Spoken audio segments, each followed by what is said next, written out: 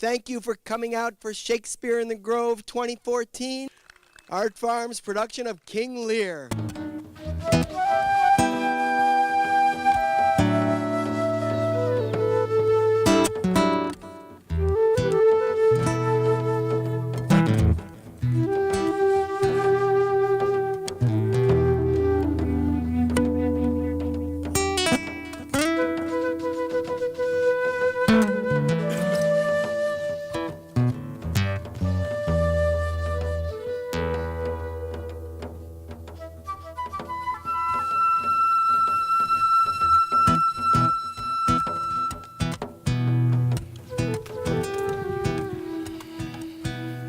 I thought the king had more affected the Duke of Albany than Cornwall. It did always seem so to us, but now in the division of the kingdom, it appears not which of the dukes he values most.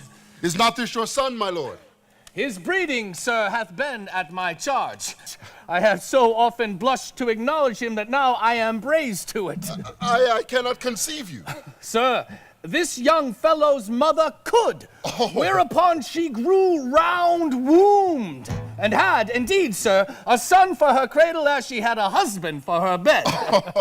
But I have a son, sir, by order of law, some year elder than this, who yet is no dearer in my account, though this knave came something saucily into the world before he was sent for, yet was his mother fair. There was good sport at his making, and the whoreson must be acknowledged. Do you know this noble gentleman, Edmund? No, my lord. My lord of Kent. Remember him hereafter as my honorable friend. My services to your lordship. I must love you and sue to know you better. Sir, I shall study deserving. The king is coming.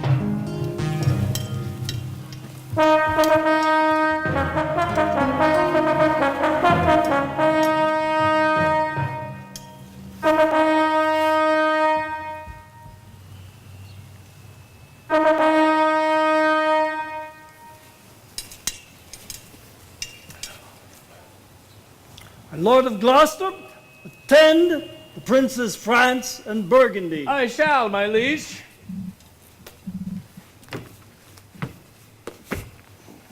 Meantime, we shall express our darker purpose with the map. Here, know that we have divided in three our kingdom, and 'tis our fast intent to shake all cares and business from our age, conferring them on younger strengths, while we, unburdened, crawl toward death. Our son Cornwall, and you are no less loving son of Albany, we have this hour a constant will to publish our daughters several dowers, that future strife may be prevented now. The great lords of France and Burgundy, great rivals in our youngest daughter's love, long in our courts have made their amorous sojourn, and here are to be answered. Tell me, my daughters, since now we will divest us both of rule, interests of territory, cares of state, which of you shall we say doth love us most, that we our largest bounty may extend? Goneril, speak first. Sir, I love you more than words can wield the matter, dearer than eyesight, space, and liberty beyond what can be valued, rich or rare. No less than life with grace, health, beauty, honor, as much as child e'er loved or father found. A love that makes breath poor and speech unable. Beyond all manner of so much, I love you. What shall Cordelia speak? Love, and be silent.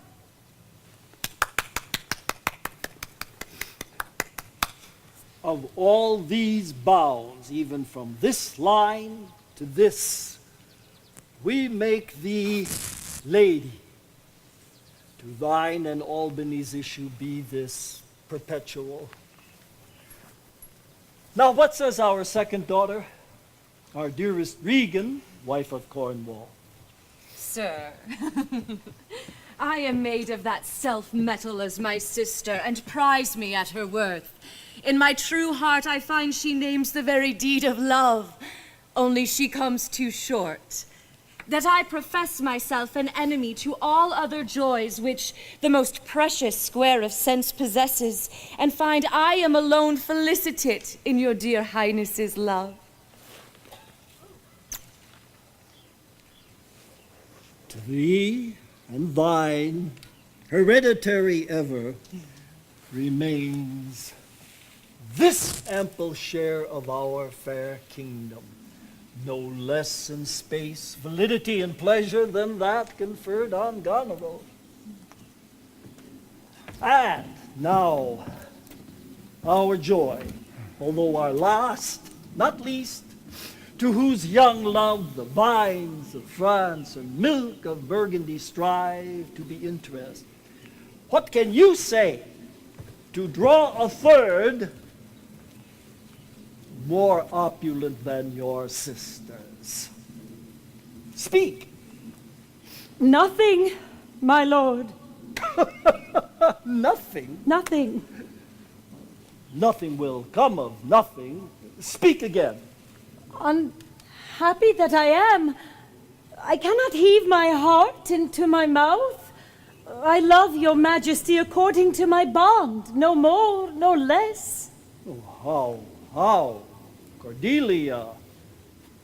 Mend thy speech a little, lest you may mar your fortunes. Good my lord, you have begot me, bred me, loved me, and I return those duties back as are right fit. Obey you, love you, and most honor you. Why have my sisters husbands if they say they love you all? Haply, when I shall wed, that lord whose hand must take my plight shall carry half my love with him, half my care and duty. Sure, I shall never marry like my sisters to love my father all.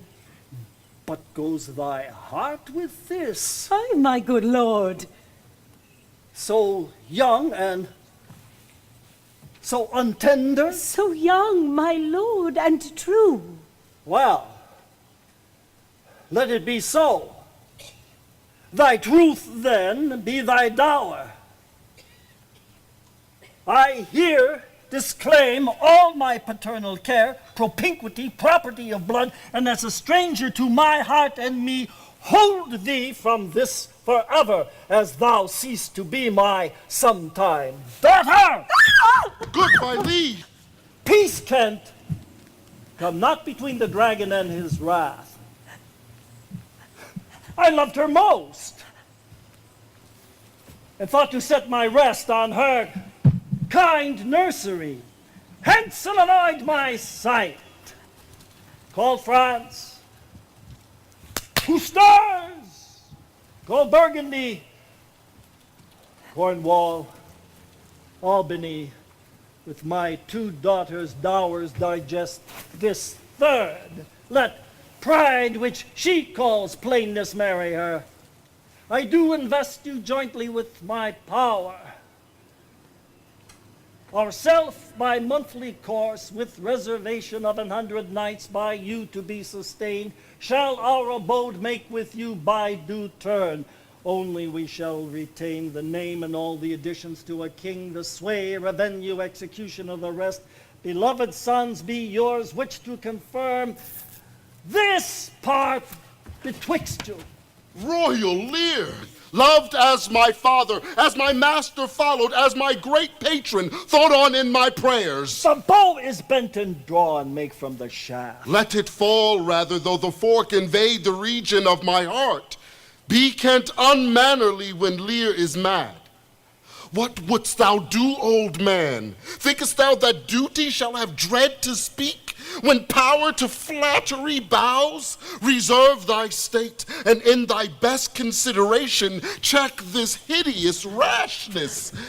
Thy youngest daughter does not love thee least. Kent, on thy life, no more. My life I never held but as a pawn to wage against thy enemies. Ne'er fear to lose it, thy safety being the motive. Out of my sight! See better, Lear, and let me still remain the true blank of thine eye. Now by Apollo! Now by Apollo, king, thou swearest thy gods in vain. O vassal, miscreant! Revoke thy doom. I'll tell thee thou dost evil. Hear me, recreant. On thine allegiance, hear me. 5 days we do allot thee for provisions, and on the 6th to turn thy hated back upon our kingdom. If on the 10th day following thy banished trunk be found in our dominion, the moment is thy death. Away! By Jupiter, this shall not be revoked. Farewell, king, since thus thou wilt appear. Freedom lives hence, and banishment is here.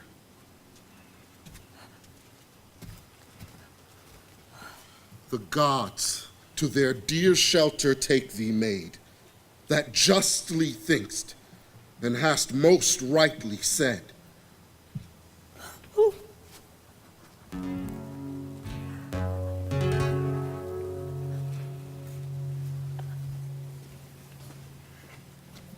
Here's France and Burgundy, my noble lord. My lord of Burgundy, we first address toward you, who with this king hath rivaled for our daughter. What in the least will you require in present dower with her, or cease your quest of love? Most royal majesty, I crave no more than what your highness offered, nor will you tender less. When she was dear to us, we did hold her so, but now her price is fallen, sir. There she stands, and nothing more. I know no answer. Will you, with those infirmities she owes, unfriended, new adopted to our hate, dowered with our curse, strangered with our oath, take her or leave her?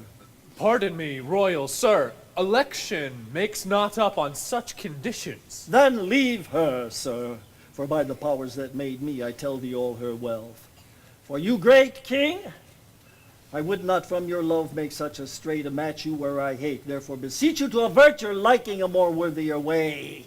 This is most strange, that she that even now was your best object, the argument of your praise, the balm of your age, the best, most dearest, should in this trice of time commit a thing so monstrous as to dismantle so many folds of favor.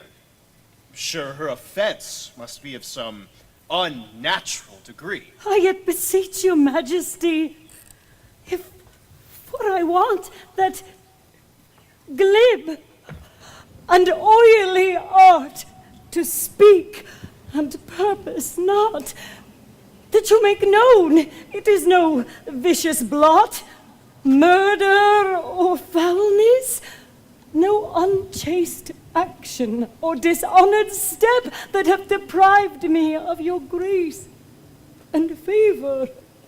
But even for that, for which I am richer, a still soliciting eye, and such a tongue as I am glad I have not, though not to have it hath lost me in your liking. Better thou hadst never been born than not to have pleased me better. Is it but this? A tardiness in nature that often leaves history unspoke as it intends to do. My lord of Burgundy, what say you to the lady? Will you have her? She is herself a dowry. Royal Lear, give but that portion which yourself proposed, and here I take Cordelia by the hand, Duchess of Burgundy. Nothing, Burgundy, I have sworn, I am firm. I am sorry then that you have so lost a father that you must lose a husband. Peace be with Burgundy. Since that respects of fortune or his love, I shall not be his wife. Fairest Cordelia, that art most rich, being poor, most choice forsaken, and most loved despised. Thee and thy virtues here I seize upon. Be it lawful, I take up what is cast away. Gods, 'tis strange that from their coldest neglect my love should kindle to inflamed respect. Thy dowerless daughter, king throned to my chance, is queen of us, of ours, and our fair France. Not all the dukes of waterish Burgundy could buy this unprized, precious maid of me. Bid them farewell, Cordelia. Though unkind, thou losest here a better where to find. Thou, Hans, let her be thine, for we have no such daughter, nor shall ever see that face of hers again. Therefore be gone without our grace, our love, our benison. Come, noble Burgundy.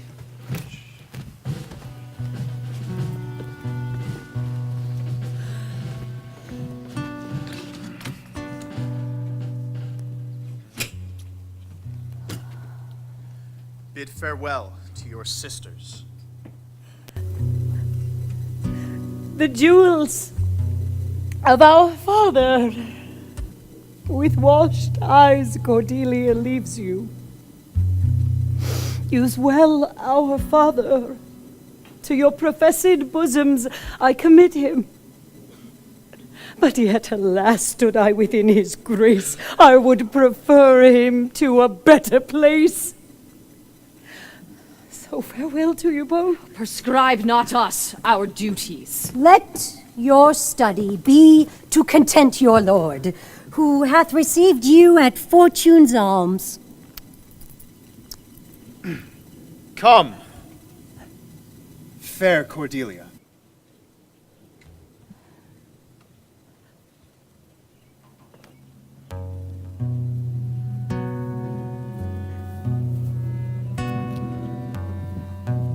Sister, it is not a little I need to say of what most appertains to us both. I think our father will hence tonight. That's most certain, and with you, next month with us. You see how full of changes his age is. He always loved our sister most. Such unconstant starts are we like to have from him as this of Kent's banishment. Well, in the best and soundest of his time hath been but rash. There is further compliment of leave-taking between France and him. I pray you, let's hit together. If our father carry authority with such dispositions as he bears, this last surrender of his will but offend us. We'll further think on it. We must do something, and in the heat.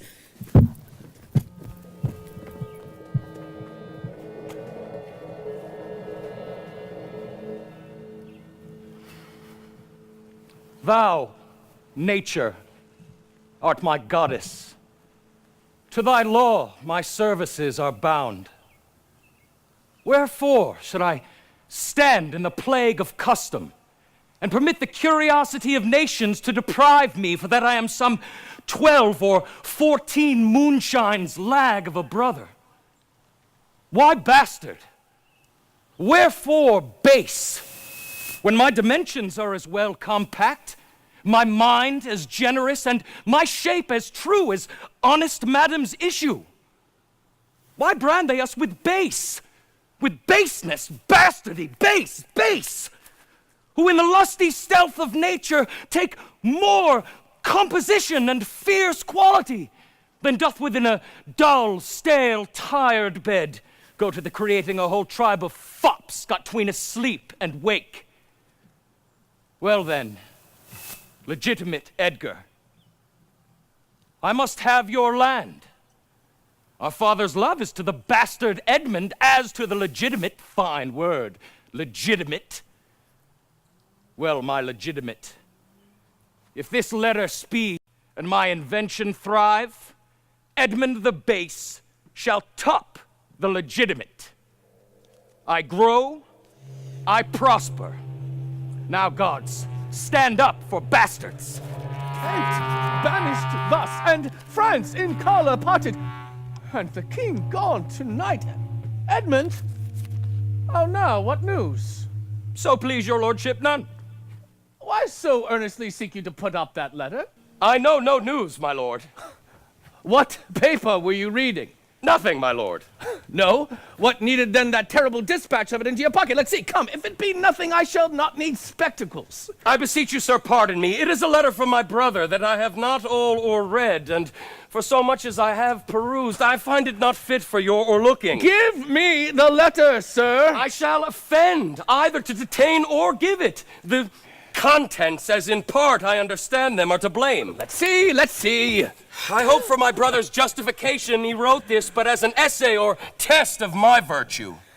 This policy and reverence of age makes the world bitter to the best of our times, keeps our fortunes from us till our oldness cannot relish them. I begin to find an idle and fond bondage in the oppression of aged tyranny, who sways not as it hath power, but as it is suffered.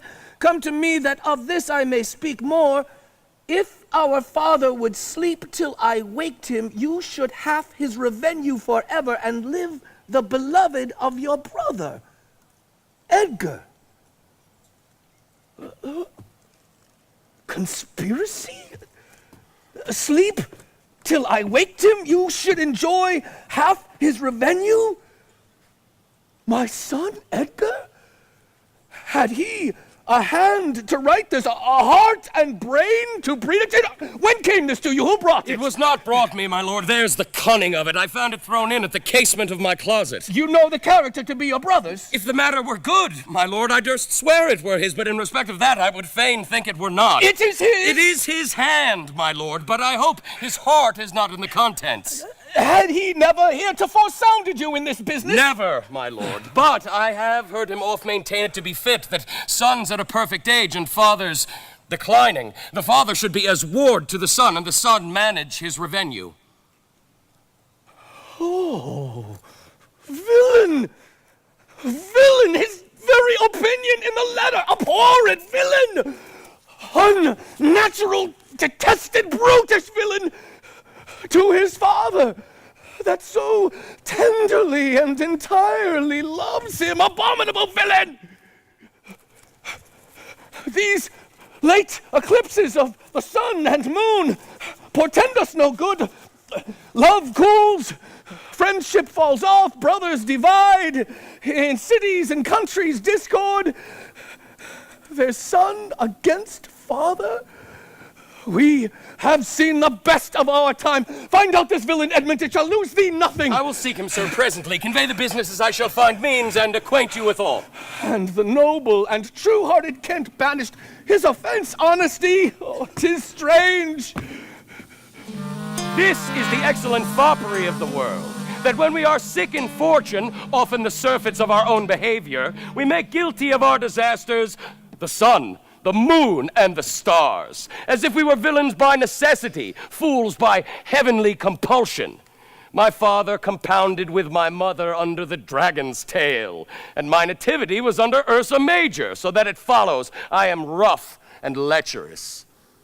Tut! I should have been that I am had the maidenliest star twinkled on my bastardizing. Edgar, my cue is villainous melancholy with a sigh like Tom o' Bedlam. Oh, fa sol ami. How now, brother Edmund? What serious contemplation are you in? Come. When saw you my father last? Why, the night gone by. Spake you with him? Aye, 2 hours together. Parted you in good terms? Found you no displeasure in him by word or countenance? None at all. Bethink yourself wherein you may have offended him, and at my entreaty forbear his presence till some little time hath cooled the heat of his rage and displeasure. Some villain hath done me wrong. That's my fear. I pray you till the speed of his rage goes slower. To my lodging, I pray you go. If you do stir abroad, go armed. Armed, brother. Brother, I advise you to the best, go armed. I be no honest man if there be any good meaning towards you. Shall I hear from you anon? I do serve you in this business. A credulous father and a brother noble, whose nature is so far from doing harms that he suspects none, on whose foolish honesty my practices ride easy. I see the business. Let me, if not by birth, have lands by wit. All with me's meet that I can fashion fit. Did my father strike my gentleman for chiding of his fool? Aye, madam. By day and night he wrongs me. Every hour he flashes into one gross crime or other that sets us all at odds. I'll not endure it. His nights grow riotous, and himself upbraids us on every trifle. When he returns from hunting, I will not speak with him. Say, I am sick. Slack your former services. Of it, I'll answer. He's coming, madam. I hear him. If he distasted, let him to my sister, whose mind and mine I know in that are one. Remember what I tell you. Well, madam. And let his knights have colder looks among you, too. What grows of it, no matter. Advise your fellows so. I'll write straight to my sister to hold my very course. Prepare for dinner. If but as well I other disguise borrow, that can my looks diffuse, my good intent may carry through itself to that full issue for which I raised my likeness. Now, banished Kent, if thou canst serve where thou dost stand condemned, so may it come, thy master, whom thou lovest, shall find thee full of labors. Let me not stay a jot for dinner. Go, get it ready. Now, how now? What art thou? A man, sir. Now, but what dost thou profess? What wouldst thou with us? I do profess to be no less than I seem.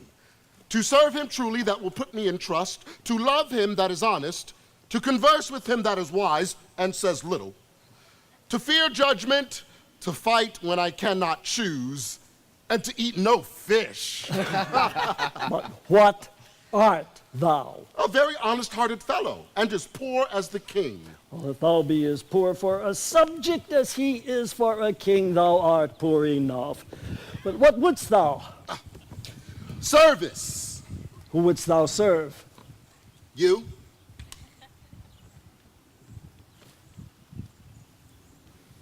Dost thou know me, fellow? No, sir. But you have that in your countenance which I would fain call master. What's that? Authority. Ah. Well, what services canst thou do?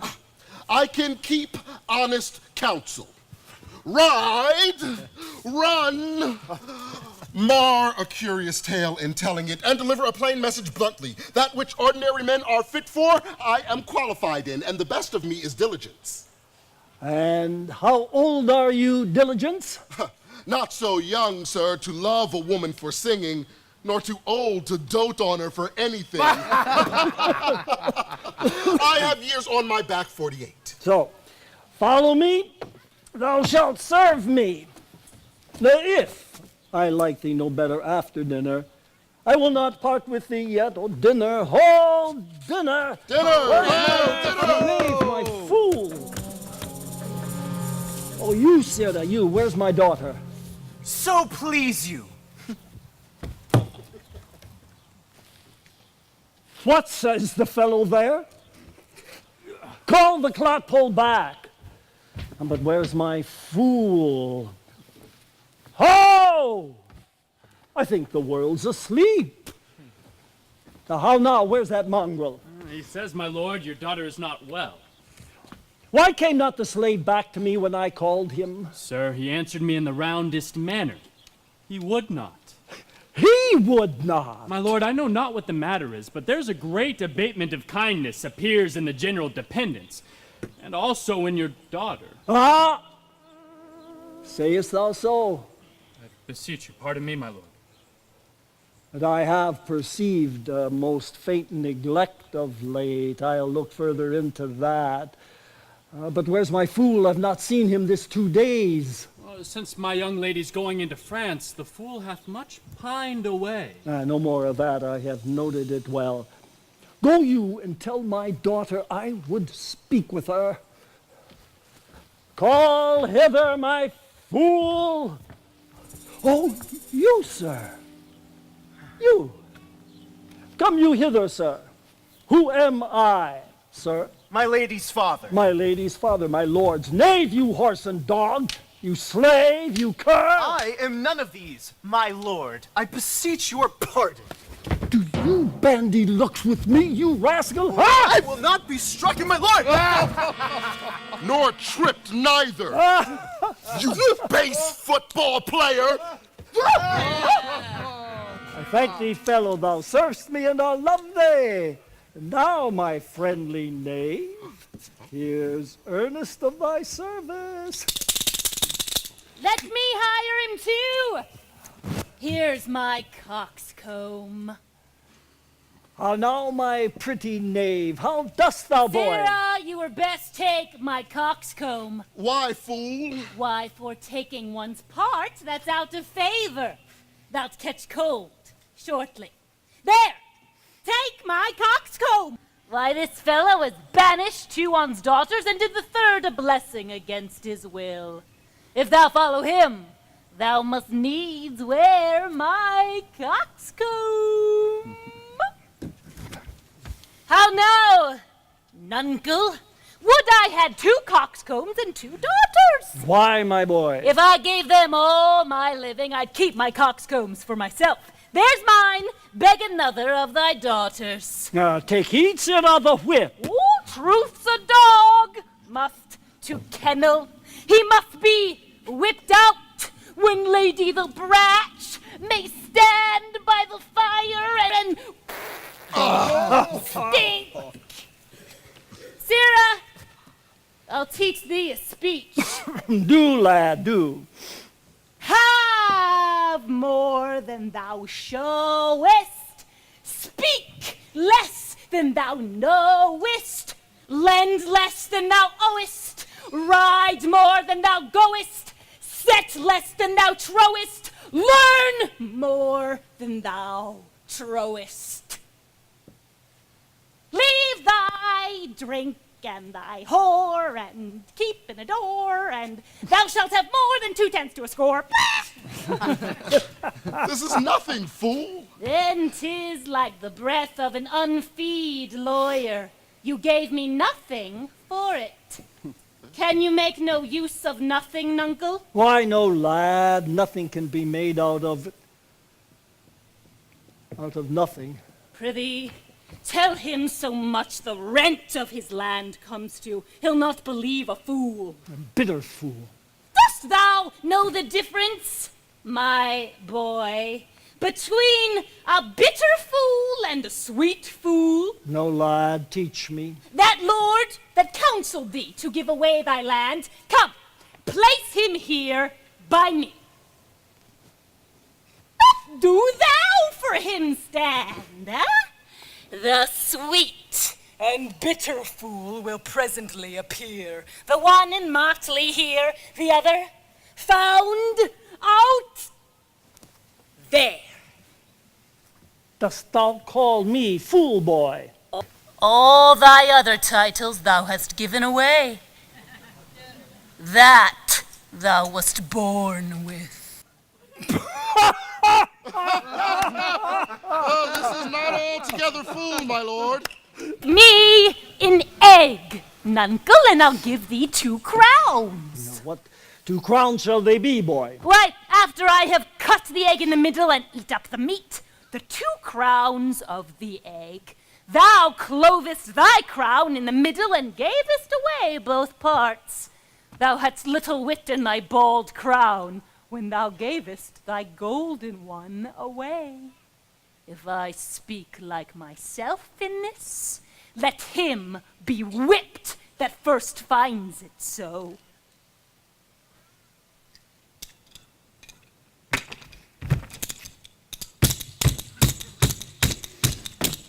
Fools had ne'er less wit in a year, for wise men are grown so foppish, they know not how their wits to wear.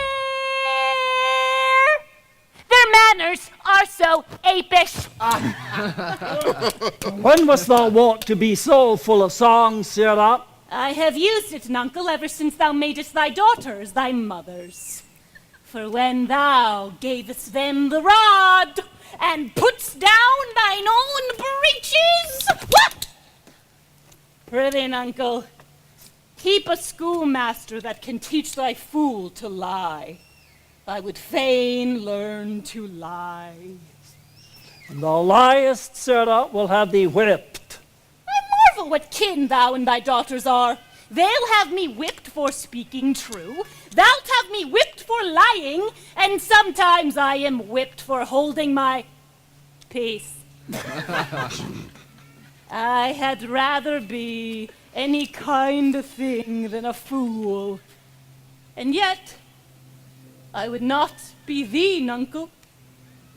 I am better than thou art now. I am a fool. Thou art nothing. Thou hast pared thy wit to both sides and left nothing in the middle. Here comes one of the pairings. Are you our daughter? Come, sir. I would you would make use of that good wisdom, whereof I know you are fraught, and put aside these dispositions that of late transform you from what you rightly are. May not an ass know when the cart draws the horse? Doth Jug, I love thee. any here know me? Now this is not Lear. Does Lear walk thus? Speak thus? Where are his eyes? Now who is it that can tell me who I am? Lear's shadow. I would learn that, boy. For by the marks of sovereignty, knowledge, and reason, I should be false persuaded I had daughters. Which they will make an obedient father. Your name, fair gentlewoman? I do beseech you to understand my purposes aright, as you are old and reverend, should be wise.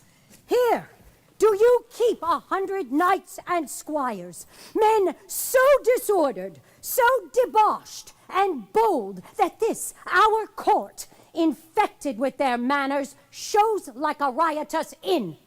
Gluttony and lust make it more like a tavern, or a brothel than a graced palace. No! The shame itself doth speak for instant remedy.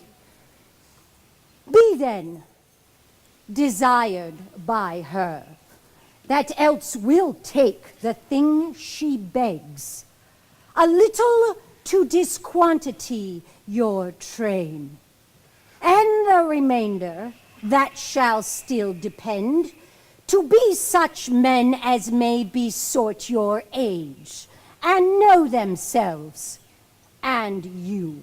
Oh, darkness and devils! Saddled my horses, called my train together. Degenerate bastard! But I'll not trouble thee, yet have I left a daughter. You strike my people, and your disordered rabble make servants out you. Is this your will? Speak, sir! I'll prepare my horses. Ingratitude, thou marble-hearted fiend, more hideous when thou showest thee in a child than the sea monster. Pray, sir, have patience. Detested kite, thou liest. My train are men of choice and rarest parts, that all particulars of duty know, and in the most exact regard support the worships of their names. Oh, most small fault, how ugly didst thou in Cordelia show? Oh, Lear, Lear, Lear, beat at this gate which let thy folly in and thy dear judgment out. Oh, go, go. My lord, I am guiltless as I am ignorant of what hath moved you. That may be so, my lord.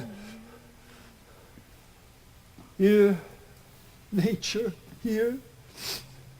Dear goddess, here. Suspend thy purpose if thou didst intend to make this creature fruitful. Into her womb convey sterility. Dry up in her the organs of increase, and from her derogate body never spring a babe to honor her. But if she must teem, create her child of spleen, that it may live and be athwart this natured torment to her.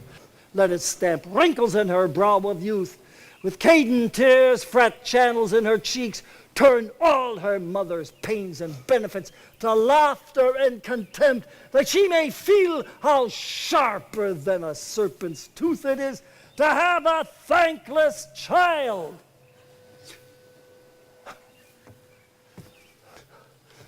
Away! Now gods that we adore, whereof comes this?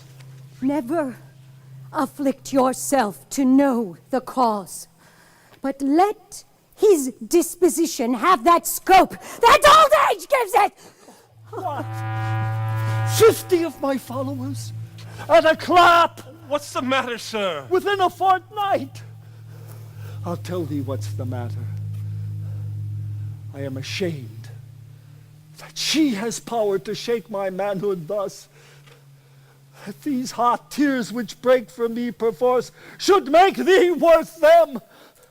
Oh, fond eyes, beweep this cause again, I'll pluck you out!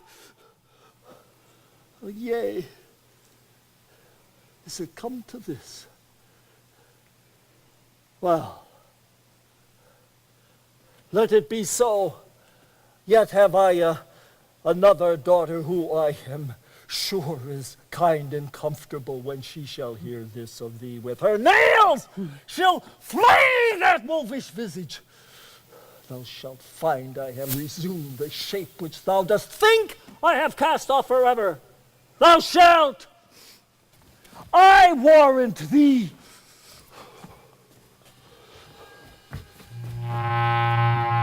Do you mark that, my lord?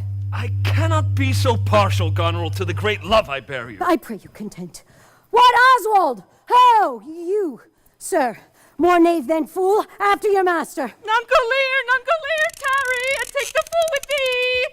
This man hath had good counsel 100 nights.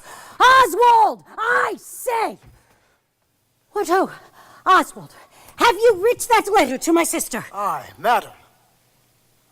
Away to horse.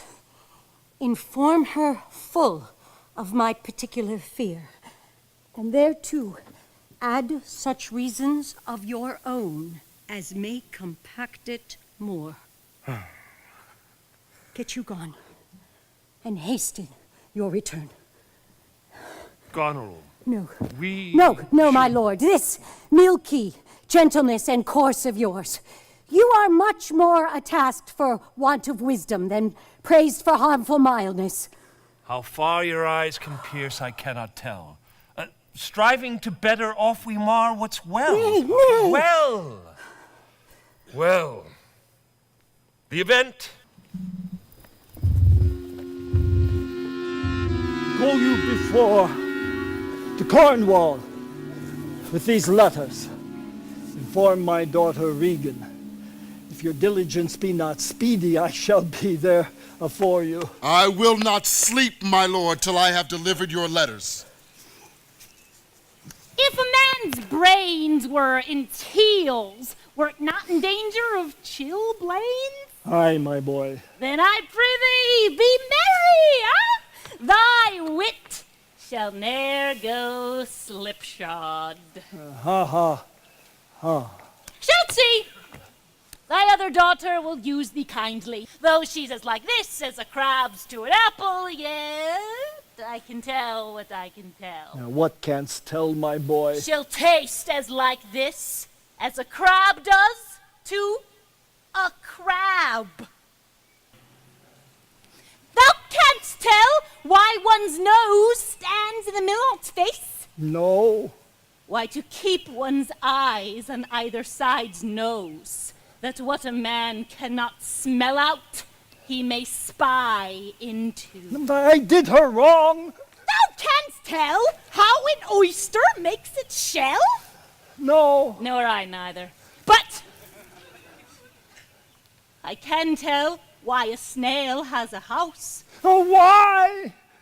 Why, to put's head in, not to give it away to his daughters and leave his horns without a case. No, I shall forget my nature, so kind a father. Be my horses ready. Thy asses are gone about 'em. The reason why the 7 stars are no more than 7 is a pretty reason. Because they are not 8. Yes, indeed. Thou wouldst make a good fool. Oh, to take it again perforce! Oh, monster ingratitude! If thou wert my fool, nuncle, I'd have thee beaten for No, being how's old that? before thy time. How's that? Thou shouldst not have been old till thou hadst been wise. Oh, let me not be mad. Not mad, sweet heaven. Oh, to keep me in temper, I would not be mad.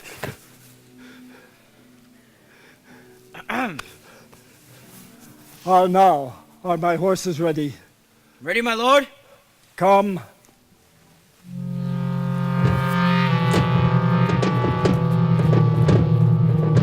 Cornwall be here tonight? The better. Best! This weaves itself perforce into my business. Briefness and fortune work. Brother, a word! Descend, brother, I say! My father watches. Oh, sir, fly this place. Intelligence is given where you are hid. I hear my father coming. Pardon me, in cunning I must draw my sword upon you. Draw, seem to defend yourself. Now, quit you well. Yield. Come before my father! Light out here! Fly, brother. Torches, torches! So farewell! Some blood drawn on me would beget opinion of my more fierce endeavor. I've seen drunkards do more than this in sport. Oh, father! Father, stop, stop, no help! No! Edmund! Where's the villain? Here stood he in the dark, his sharp sword out, mumbling of wicked charms. But where is he? Look, sir, I bleed. Where is the villain, Edmund? Fled this way, sir, when by no means he could... Pursue him, I'll go after! By no means what? Persuade me to the murder of your lordship. Seeing how loathly opposite I stood to his unnatural purpose, in fell motion with his prepared sword he lanced mine arm.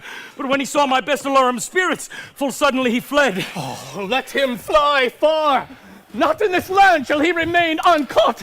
That he which finds him shall deserve our thanks, bringing the murderous coward to the stake. He that conceals him, death! When I dissuaded him from his intent and found him pight to do it, I threatened to discover him. He replied, "Thou unpossessing bastard, dost thou think if I would stand against thee that any trust, virtue, or worth in thee make thy words faith?" Oh, strange and fastened villain! Would he deny his letter, said he? Hark! Cornwall's trumpets!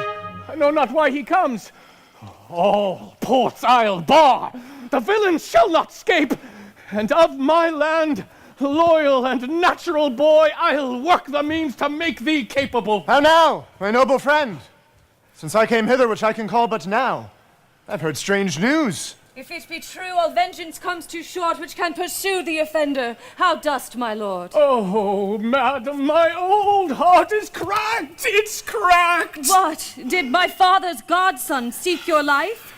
He whom my father named your Edgar? Oh, lady, shame would have it hid. Was he not companion with riotous knights that tend upon my father? Oh, 'tis too bad, too bad. Yes, madam, he was of that consort.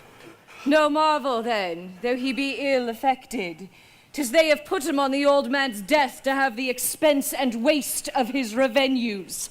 I have this present evening been well informed of them, and with such cautions that if they come to sojourn at my house, I'll not be there. Nor I, assure thee, Regan. Edmund, I've heard that you have shown your father a childlike office. 'Twas my duty, sir. He did expose his practice and receive this hurt, you see, striving to apprehend him. Is he pursued? Aye, my good lord. If he be taken, he shall no longer be feared of doing harm. For you, Edmund, whose virtue and obedience doth this instant so much commend itself, you shall be ours. Natures of such deep trust we shall much need. I shall serve you, sir. For him I thank your grace. You know not why we came to visit you. Thus out of season threading dark-eyed night. Occasions, noble Gloucester, of some poise wherein we might have use of your advice. My father he hath writ, so hath my sister, of differences, which we best thought it fit to answer away from home. Our good old friend, lay comfort to your bosom and bestow your needful counsel on our business, which craves the instant use. I serve you, madam. Your graces are right welcome.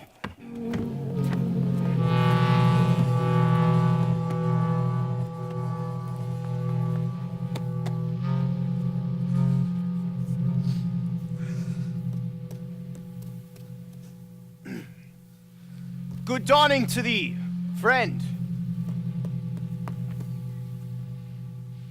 Art of this house. Aye? Where may we set our horses? In the mire. Prithee, if thou lovest me, tell me. I love thee not. Why then I care not for thee. Fellow, I would make thee care for me. Ah, why dost thou use me thus?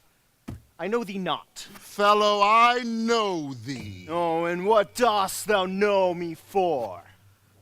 A knave, a rascal, an eater of broken meats, a base, proud, shallow, beggarly, three-suited, 100-pound, filthy, worsted stocking knave.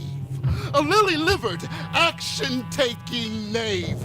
A whoreson, super-serviceable, finical rogue. And art nothing but the composition of a knave, coward, beggar, pander, and son and heir of a mongrel bitch, one whom I will beat into clamorous whining if thou deniest the least syllable of thy addition. Oh, why? What a monstrous fellow thou art to rail on one that is neither known of thee nor knows thee. What a brazen-faced varlet art thou, to deny thou knowest me. Is it not 2 days since I tripped up thy heels and beat thee before the king? Draw, you rogue. Draw, you whoreson, cullionly barbermonger, draw! Oh, wait, I have nothing to do with thee! Draw, you rascal! You come with letters against the king! Draw, rogue! Or I'll so carbonado your shank! Draw, you rascal! Come your ways! Help! Help! Murder! Strike, rogue! Strike!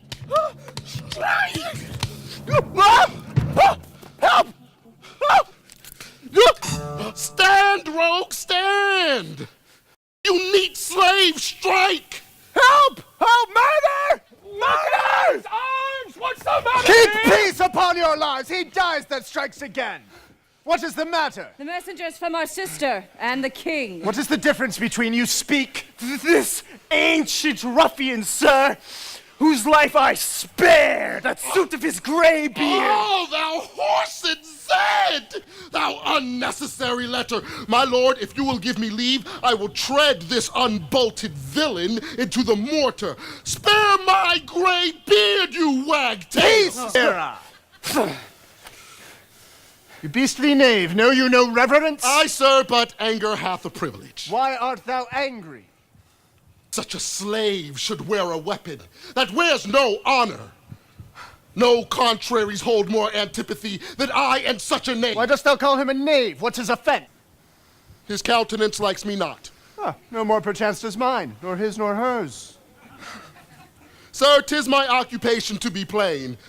I have seen better faces in my time than stands on any shoulder that I see before me this instant. This is a fellow who, having been praised for bluntness, doth affect a saucy disposition. Sir, I know I am no flatterer, but he that beguiled you in a plain accent is a plain knave. What offense did you give him? I never gave him any!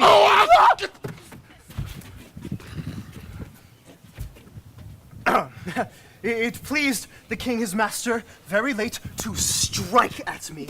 And then he, compact, insulted and tripped me from behind. And then such a man in flesh drew on me here again.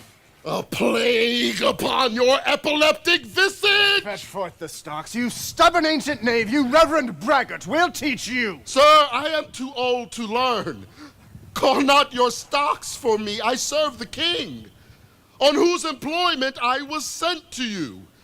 You shall do small respect, show too bold malice against his grace and person, my master, stalking his messenger. Fetch forth the stocks!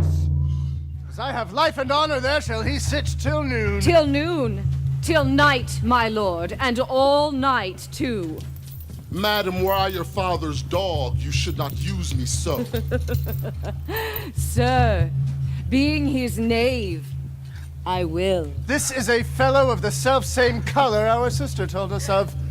Bring in the stocks! Let me beseech your grace not to do so. The good king, his master, must take it ill that he so slightly valued in his messenger, and punished as most common trespasses, should have him thus restrained. I'll answer that. My sister will receive it much more worse to have her gentleman abused, assaulted for following her affairs.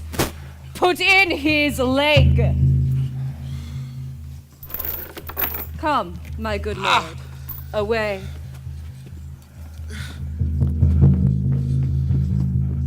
I am sorry for thee, friend.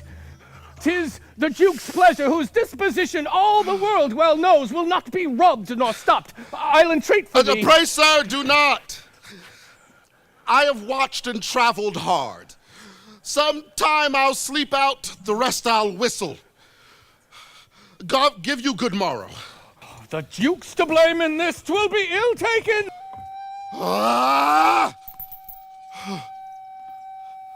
Approach, thou beacon, to this underglobe,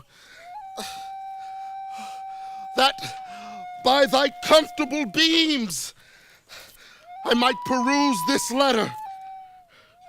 I know 'tis from Cordelia, who most fortunately hath been informed of my obscured course. Take vantage, heavy eyes, not to behold this shameful lodging. Fortune, good night. Smile once again. Turn thy wheel.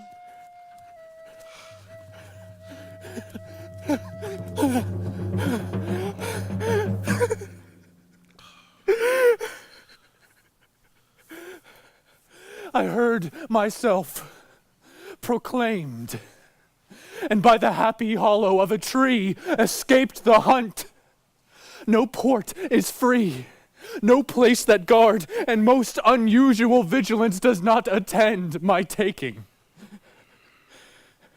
Whiles I may scape, I will preserve myself, and am bethought to take the basest, most poorest shape that ever penury and contempt of man brought near to beast.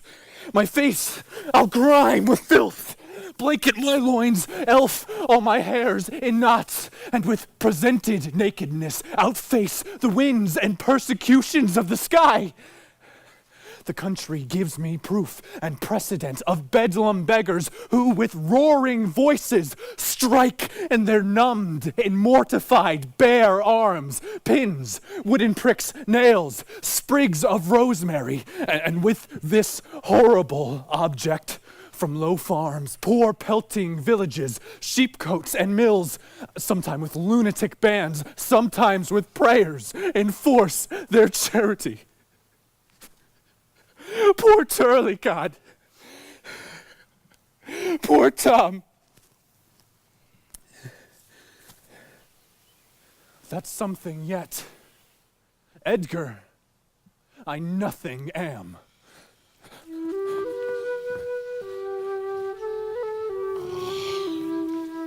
'Tis strange that they should so depart from home and not send back my messenger. Hail to thee, noble master! Ha! Makest thou this shame thy pastime? No, my lord. He wears cruel garters. What's he that hath thy place so much mistook to set thee here? It is both he and she, your son and daughter. Oh, no! Yes. No, I say. I say yea. No, they would not. Yes, they have. By Jupiter, I swear no. By Juno, I swear I. But they durst not do it. They could not, would not do it. Why, 'tis worse than murder to do upon respect such violent outrage. Resolve me with all modest haste which way thou mightst deserve, or they impose this usage on thee coming from us. Sir, when at their home I did your highness's letters commend to them, ere I was risen, came there a reeking post, stewed in his haste, half breathless, panting forth from Goneril his mistress's salutations, delivered letters, spite of intermission, which presently they read, and on the contents they summoned up their meanies, straight took horse, commanded me to follow and attend the leisure of their answer, gave me cold looks, and seeing the other messenger, whose welcome I perceived had poisoned mine, being the very fellow that of late displayed so saucily against your highness, I, having more man than wit, drew. He raised the house with cold and coward cries. Your son and daughter found this trespass to be worth the shame which here it suffers. Fathers that wear rags do make their children blind, but fathers that bear bags will see their children kind. Fortune, that errant whore, ne'er turns the key to the poor. Oh, how this mother swells up towards my heart. Oh, hysterica passio, down thou climbing sorrow. Thy elements below. Where is this daughter? With the earl, sir, here within. Now follow me not. Stay here.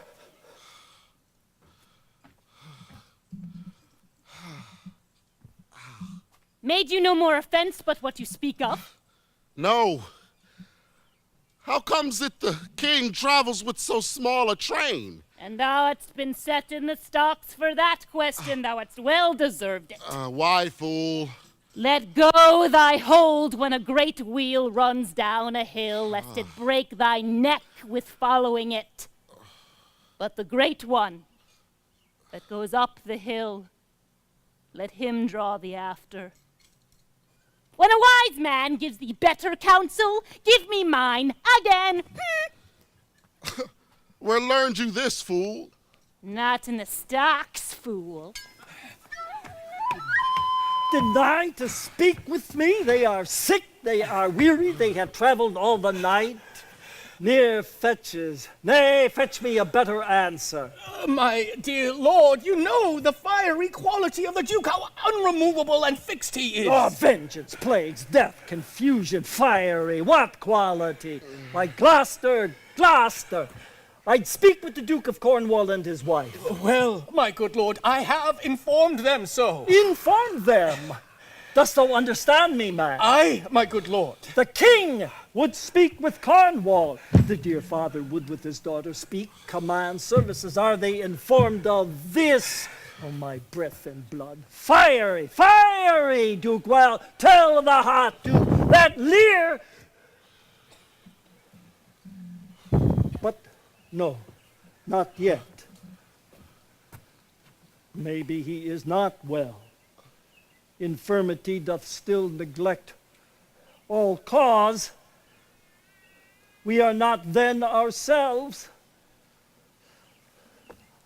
I will forbear. Oh, but death on my state, wherefore should he sit here? Now, this act persuades me that this remotion of the Duke and her is practice only. Give me my servant forth. Go tell the Duke and his wife I will speak with them. Thou presently bid them come forth and hear me, or at their chamber door I'll beat the drum till it cry, sleep to death! We have all well betwixt you! Oh me, my heart, my rising heart, but down. Cry to it, nuncle.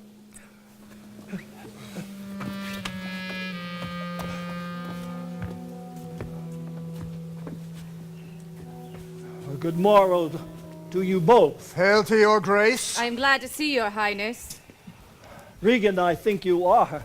If thou shouldst not be glad, I would divorce me from thy mother's tomb.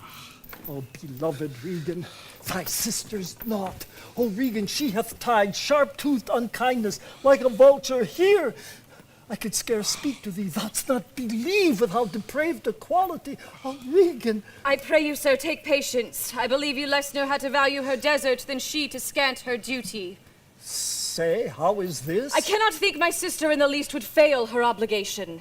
If, sir, perchance she have restrained the riots of your followers, 'tis on such ground, and to such wholesome end as clears her from all blame. My curse is on her! Oh, sir, you are old. Nature and you stand on the very verge of your confines. You should be ruled and led by some discretion which discerns yourself better than your state. Therefore I pray you that to my sister you do make return. Say you have wronged her, sir. Ask her forgiveness? Oh. Dear daughter, I confess that I am old. Age is unnecessary. On my knees I beg that thou vouchsafe me clothing, bed, and food. Good sir, no more. These are unsightly tricks. Return you to my sister. No, never, Regan. She hath abated me of half my train, looked black upon me, struck me with her tongue most serpent-like upon the very heart. Oh, all the stored vengeances of heaven light on her ingrateful top. Strike her young bones, you Bless God, so will you wish on me when the rash mood is on. Oh, no, no, Regan, thou shalt never have my curse. But thy tender-hefted nature will not give thee aught to harshness. Her eyes are fierce, but thine do comfort and not burn. 'Tis not in thee to grudge my pleasures, to cut off my train, to bandy hasty words. Thou better knowest the offices of nature, bonds of childhood, effects of courtesy, the dues of gratitude. Why, thy half of the kingdom thou hast not forgot, wherein I thee endowed. Good sir, to the purpose. Who put my man in the stocks? Who stocked my servant? Regan, I have good hope thou didst not know on't. Oh, who comes here? Oh, you heavens, if you do love old men, if you yourselves are old, make it your cause, send down to take my part. Oh, Goneril, art not ashamed to look upon this beard? What, Regan? Wilt thou take her by the hand? Why not by the hand, sir? How have I offended? Oh, sides, you are too tough. Will you yet hold? How came my man in the stock? I set him there, my lord. You! But his disorders deserved far worse in payment. Did you? I pray you, father, being weak seems so. If to the expiration of your month you will return and sojourn with my sister, dismissing half your train, come then to me, for I am now from home and out of that provision which shall be needful for your entertainment. Return to her? And 50 men dismissed? No, Rather, I abjure all roofs and choose to wage against the enmity of the air, to be a comrade to the wolf and the owl. Oh, return with her. At your choice, sir. But I prithee, daughter, do not make me mad. I will trouble you no more. Farewell, my child. We'll no more meet, no more see one another. But yet you are my flesh, my blood, my daughter. Or a disease that's in my flesh, which I must needs call mine.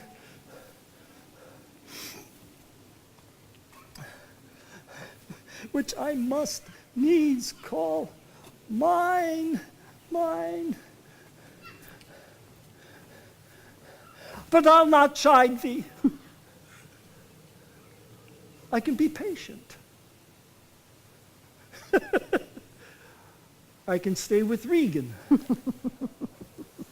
I and my 100 knights. Not altogether so. I looked not for you, nor am provided for your fit welcome. She knows what she does. Is this well spoken? I dare avouch it, sir. What, 50 followers? Is it not well? What need you of more? Why might not you, my lord, receive attendance from those that she calls servants, or from mine? Why not, my lord? Should you come with me, I entreat you to bring but 5 and 20. To no more will I give place nor notice. But I gave you all! And in good time you gave it. Made you my guardians, my depositaries. What? Must I come to thee with 5 and 20, Regan? And said you so. Speak it again, my lord, no more with me.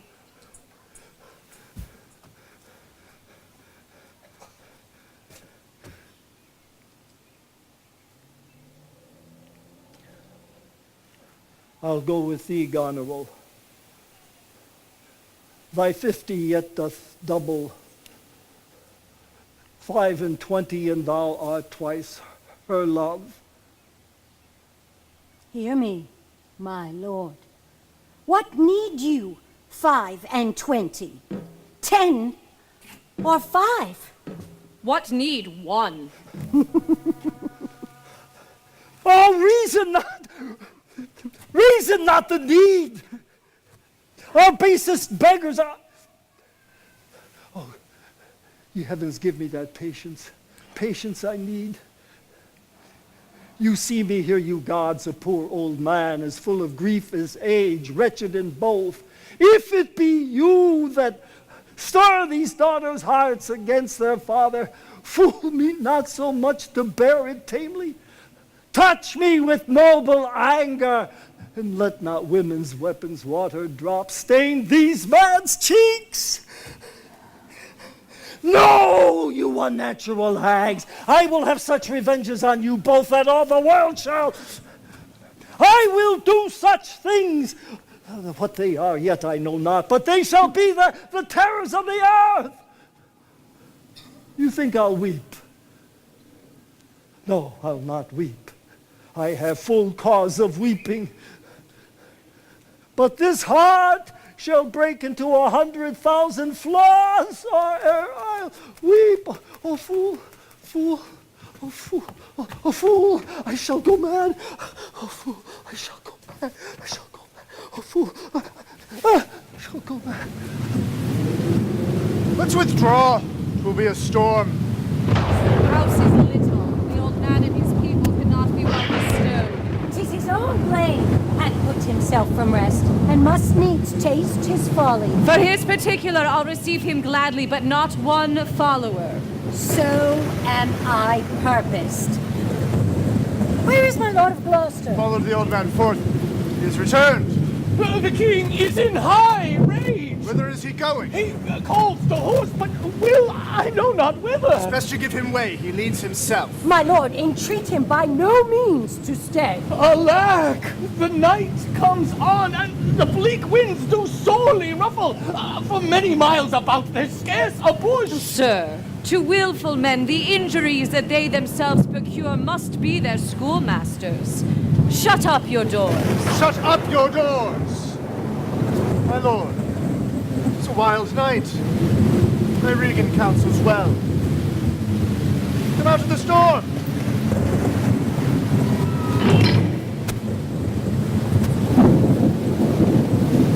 Crack your cheeks.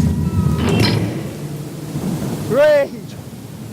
Blow, you cataracts and hurricanes. Spout till you have drenched our steeples, drowned the cocks. Sulphurous and thought-executing fires. Vaunt couriers of oak-cleaving thunderbolts. Singe my white head. Thou all-shaking thunder, strike flat the thick rotundity of the world. Crack nature's molds, all germ and spill it once that making grateful man. Uncle! Court's holy water in a dry house is better than this rainwater out a door. Good Nuncle, in and ask thy daughter's blessing. Here's a night pities neither wise man nor fool. Rumble my belly full, spit fire, spout rain, nor rain, wind, thunder, fire are my daughters. I tax you not, you elements, with unkindness. I never gave you kingdom, called you children. You owe me no subscription. And then let fall your horrible pleasure. Here I stand, your slave, poor, infirm, weak, despised old man. But yet I call you servile ministers, who did with two pernicious daughters join your high-engendered battles against a head so old, white as this. Oh, 'tis foul! Oh, he that has a house to put his head in has a good headpiece. No! I will be the pattern of all patience. I will say nothing. Who's there? Mary! Here's grace and a God's peace. That's a wise man and a fool. Alas, sir, are you here? Things that love night love not such nights as these. Since I was man, such sheets of fire, such bursts of horrid thunder, such roaring groans of wind and rain I never remember to have heard. Let the great gods that keep this dreadful power o'er our heads find out their enemies now. I am a man more sinned against than sinning. Alack, sir, bareheaded. Gracious my lord, hard by here is a hovel. Some friendship will it lend you against the tempest. My wits begin to turn. Now, my boy, how dost thou whine? Art cold? Cold myself. Where is this straw fellow? Poor knave and fool, but I have one part in my heart that's sorry yet for you. 'Tis true, boy. Come, bring us to this hovel. He that has a little tiny wind. Hey ho, the wind and the rain must make content with his fortune's fit. For the raineth every day.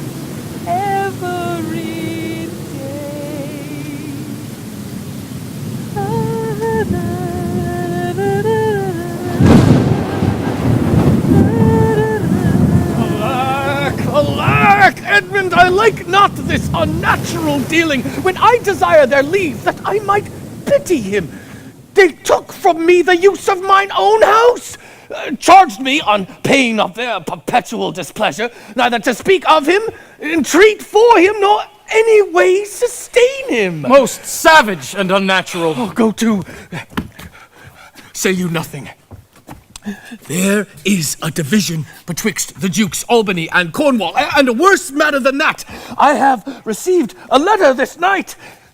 'Tis dangerous to be spoken. These injuries the king now bears will be revenged home. There's part of a power already landed. We must incline to the king.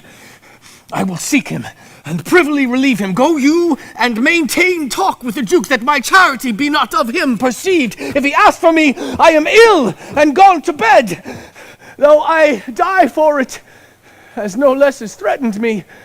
The king, my old master, must be relieved. There is some strange thing toward Edmund. Pray you, be careful. This courtesy forbid thee shall the Duke instantly know, and of this letter too. This seems a fair deserving, and must draw me that which my father loses, no less than all. The younger rises when the old doth fall.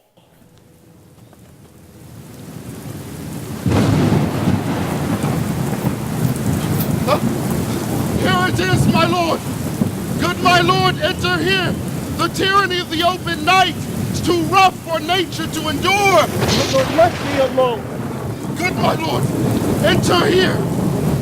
Will break my heart. I had rather break my own! Good my lord, enter! The tempest in my mind doth from my senses take all feeling else save what beats there. Filial ingratitude, is it not as if this mouth should tear this hand for lifting food to it? But I will punish home. For on! I will endure! Such a night as this to shut me out. Oh, Regan, Goneril, you old kind father whose frank heart gave all.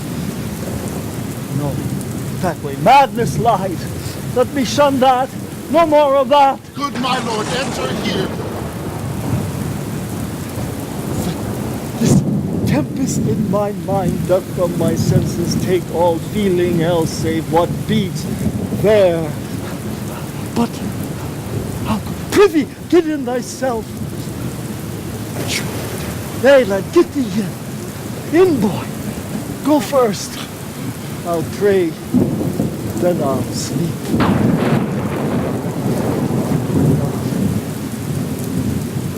Poor naked wretches, wheresoe'er ye are, that bide the pelting of this pitiless storm. How shall your houseless heads, your unfed sides, your holden windowed wagons defend you from seasons such as these? Oh, I have ta'en too little care of this. Fathom in half! Fathom in half! Poor Tom! I'm not in here, Nungo! Here's a spirit! Help me! Help Give me thy hand! me! Who's there? Spirit! The spirit! He says his name's Poor Tom! What art thou that dost crumble in the straw? Come forth! Away! The foul fiend follows me! Sharp hawthorn blows the cold wind. Get thee to thy cold bed and warm thee. Didst thou give all to thy daughters, and art thou come to this? Who gives anything to poor Tom, whom the foul fiend hath led through fire and through flame, through ford and whirlpool, that hath laid knives under my pillow and set ratsbane by his porridge? So through the hawthorn blows the cold wind. Bless thy 5 wits. Has his daughters brought him to this pass? Didst thou give him all? Couldst thou save nothing? Nay! He reserved a blanket, else we had been all shamed! Now let me.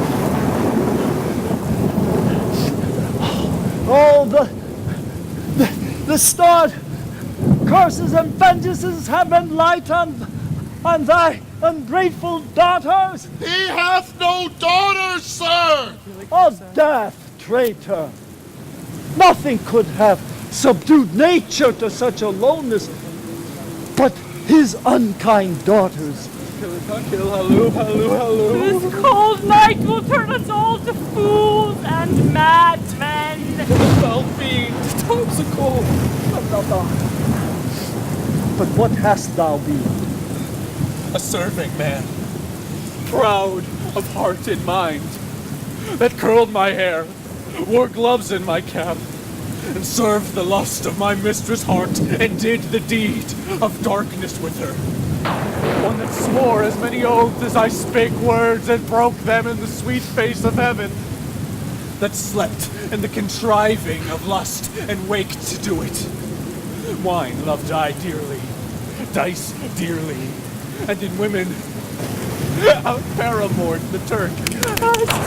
Through the hawthorn blows the cold wind. Says some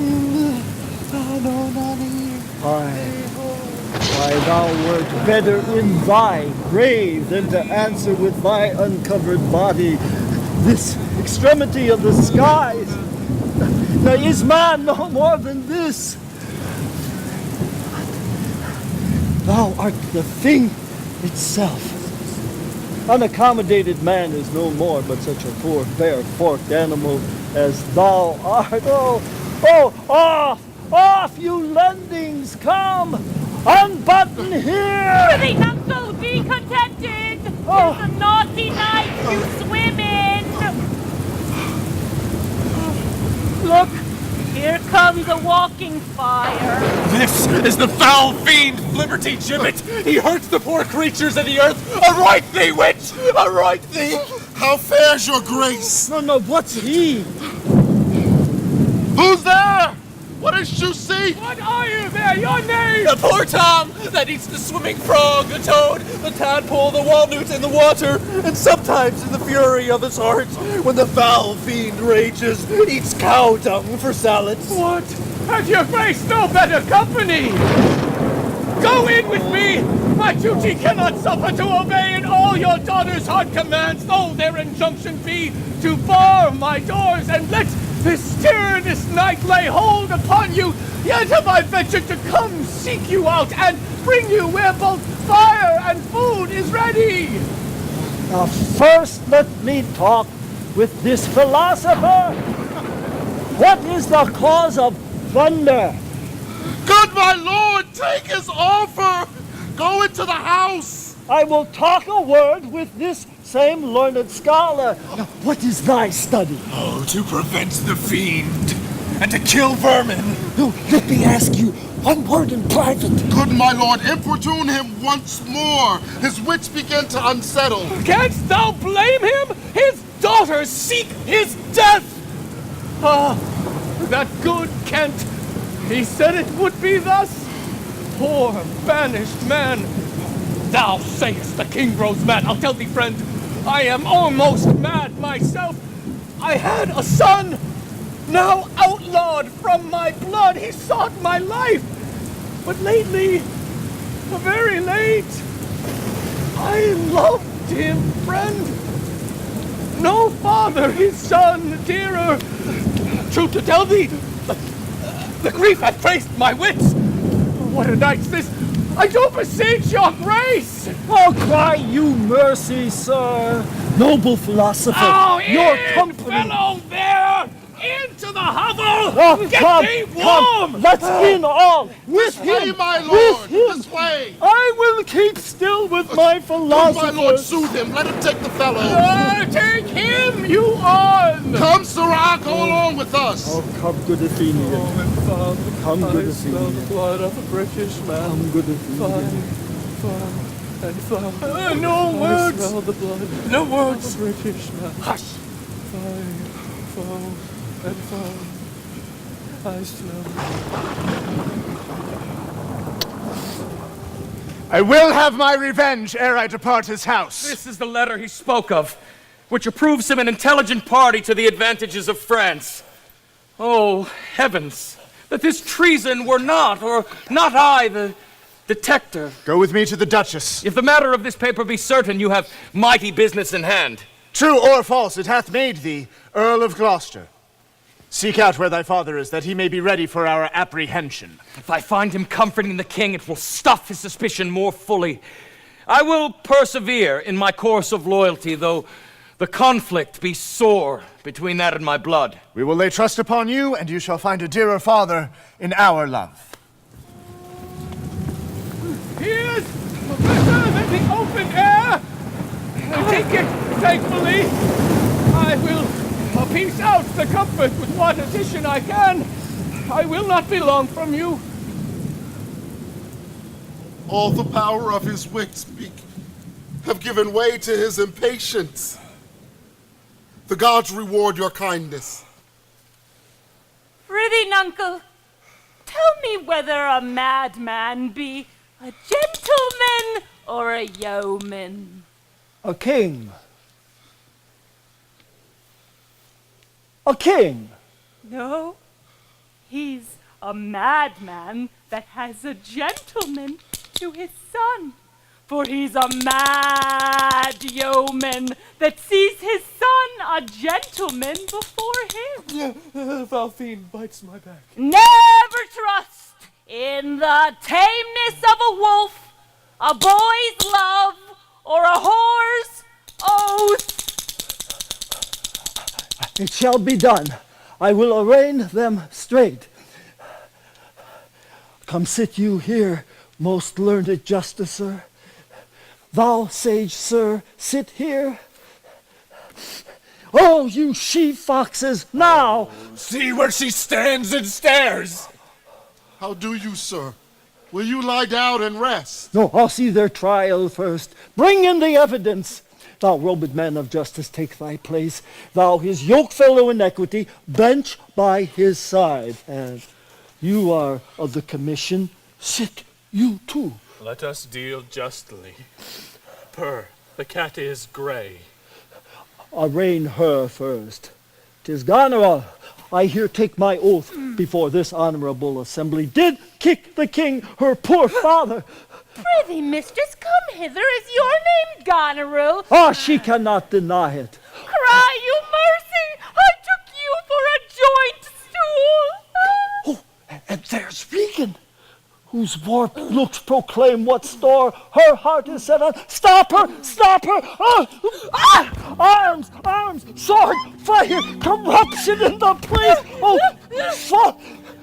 Oh, false justicer! Why hast thou let her escape? Bless thy 5 wits. Oh, pity! Where is thy patience now, that thou so oft have boasted to retain? My tears begin to take his part so much they'll mar my counterfeiting. The little dogs. See, they bark at me.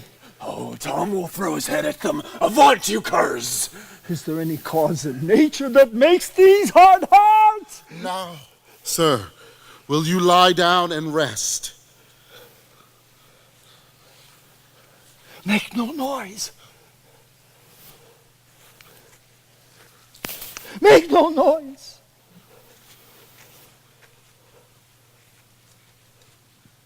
Draw the curtains.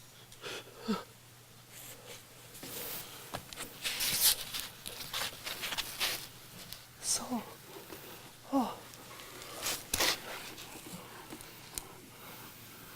we'll go to supper in the morning. So. And I'll go to bed at noon. Come hither, fellow! Where is the king, my master? Here, but trouble him not. His wits are gone. Good friend, I pray thee, take him in thy arms. I have o'erheard a plot of death upon him. There is a litter ready. Lay him in it and drive towards Dover, where thou shalt meet both welcome and protection. Take up thy master. If thou shouldst dally half an hour, his life and thine and all that offer to defend him stand in assured loss. Take up, and follow me, that will to some provision give thee quick conduct. Oppressed night sleeps. This rest else may have balmed thy broken senses. Come along. Help to bear your master. Thou must not stay behind. Come away.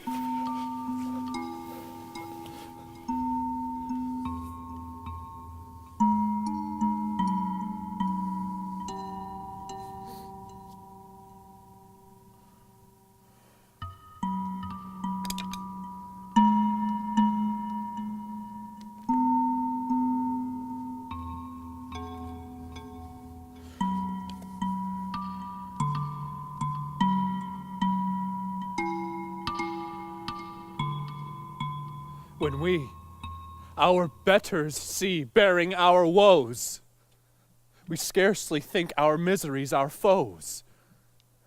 How light and portable my pain seems now, when that which makes me bend makes the king bow. Tom, away! Save the king! Post speedily to my lord your husband. Give him this letter. The armies of France have landed. Seek out the traitor Gloucester. Hang him instantly. Pluck out his eyes. Leave him to my displeasure. Edmund, keep you our sister company. The revenges we are bound to take upon your traitorous father are not fit for your beholding. Advise Albany, where you are going, to a most speedy preparation. Our posts shall be swift and intelligent betwixt us. Farewell, sister. Farewell, my lord of Gloucester. Where is the king? My lord of Gloucester hath conveyed him hence, who with some other of the lord's dependents are gone with him toward Dover, where they boast to have well-armed friends. Go fetch thy mistress' horses. Farewell, sweet lord. And sister? Edmund, farewell. Who's there, the traitor? Ingrateful fox, 'tis he. Bind fast his corky arms. Oh, what means your graces? Good my friends, consider, you are my guests. Do me no foul play, friend. Bind him, I say. Hard, you filthy traitor. Unmerciful lady, as you are, I am none. To this stone bind him. Villain, thou shalt find... By the kind gods! 'Tis most ignobly done to pluck me by the beard! So white and such a traitor! Naughty lady, I am your host. What will you do? Come, sir. What letters have you late from France? Be simple, answerer, for we know the truth. What confederacy have you with the traitors late-footed in the kingdom? To whose hands have you sent the lunatic king? Speak! I have a letter guessingly sent down, which came from one that's of a neutral heart, and not from one opposed. Cunning. And false. Where hast thou sent the king? To Dover! Wherefore to Dover? Wast thou not charged in peril? Wherefore to Dover? Let him first answer that. I am tied to the stake, and I must stand the course. Wherefore to Dover, sir? Because I would not see thy cruel nails pluck out his poor old eyes, nor thy fierce sister in his anointed flesh stick boorish fangs. But I shall see the winged vengeance overtake such children. See it shalt thou never Give me some help.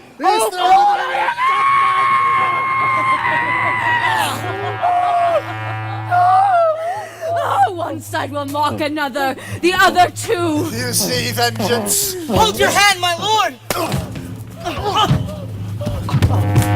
I have served you ever since I was a child, but better service have I never done you than now, to bid you home. How now, you dog? What do you mean? My villain? Nay, then come on and take the chance of anger.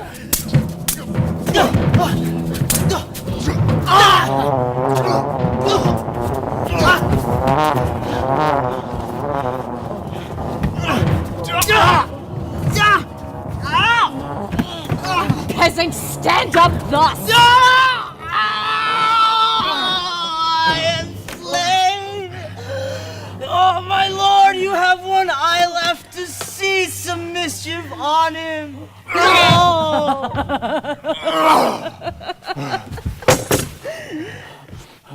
Blessed it may. Prevent.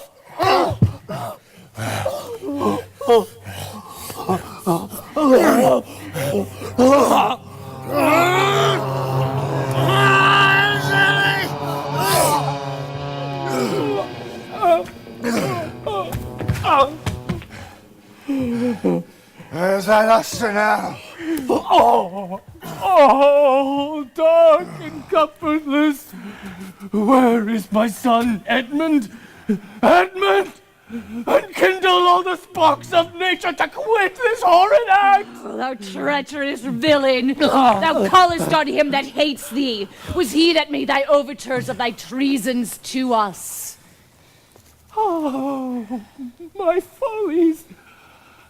Then Edgar was abused. Oh, God, forgive me that, and prosper him. Go thrust him out of the gates. Let him smell his way to Dover. How is it, my lord? I'll make a stew. I have received a hurt. Turn that eyeless villain out of doors. Throw that slave upon the dunghill. Regan, I bleed apace. Untimely comes this hurt. Give me your arm.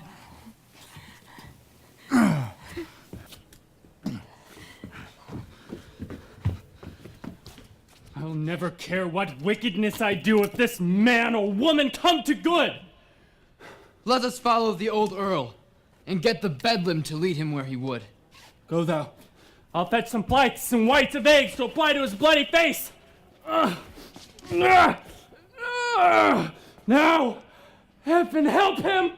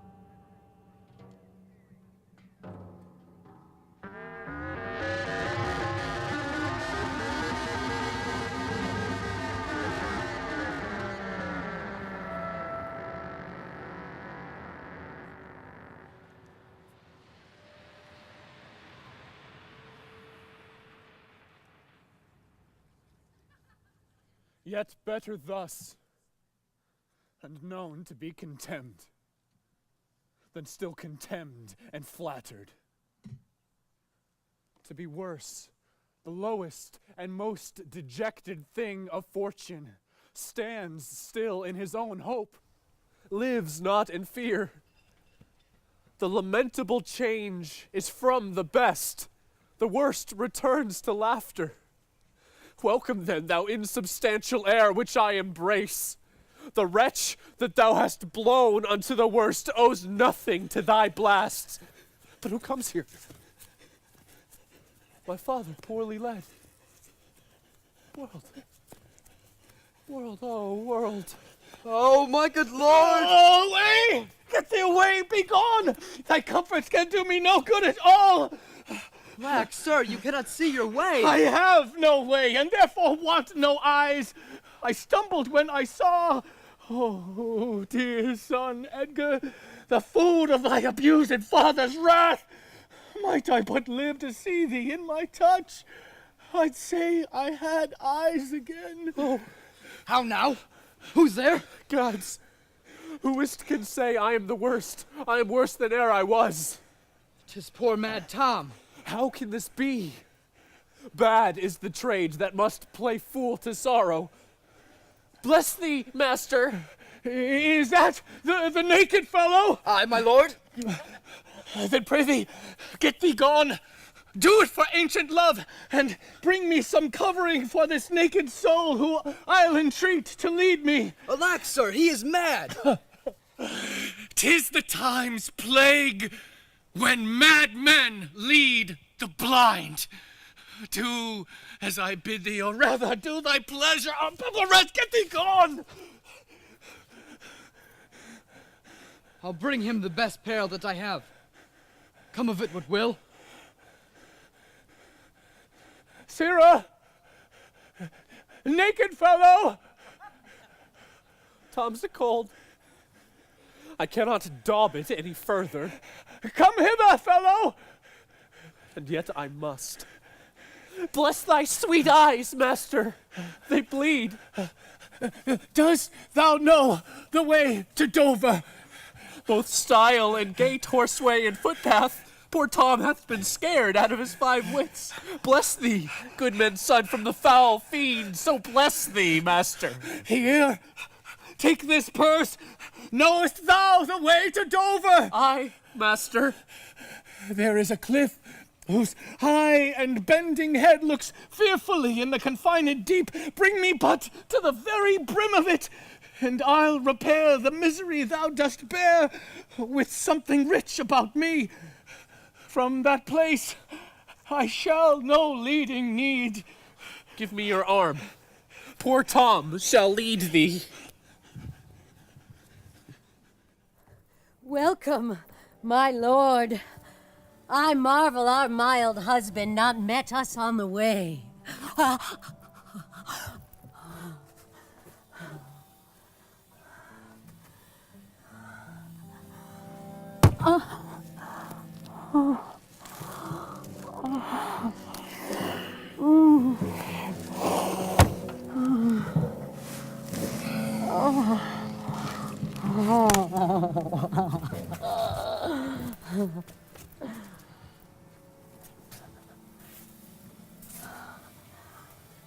Now,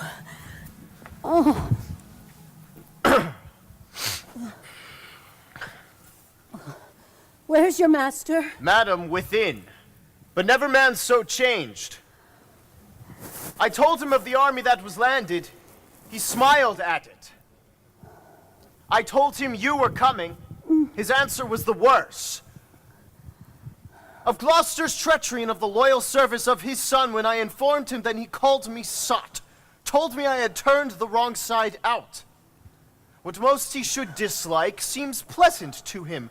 What like offensive. Back, Edmund, to Cornwall. Hasten his musters and conduct his powers. I must change arms at home and give the distaff into my husband's hands. This trusty servant shall pass between us ere long you are like to hear a mistress's command. Wear this.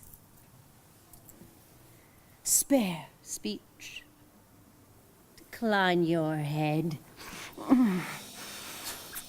This kiss, if it durst be, conceive, and fare thee well. Yours, in the ranks of death. My most dear Gloucester. Oh, the difference of man and man. To thee, a woman's service is our due. A fool usurps my bed. Oh, Goneril! You are not worth the dust which the rude wind blows in your face. Oh, no more, the text is foolish. What have you done? Tigers, not daughters. What have you performed? A father and a gracious aged man.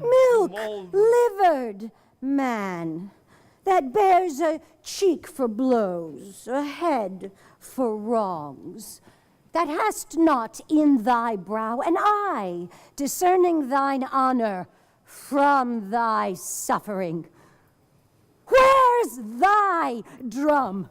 France spreads his banners in our royal land.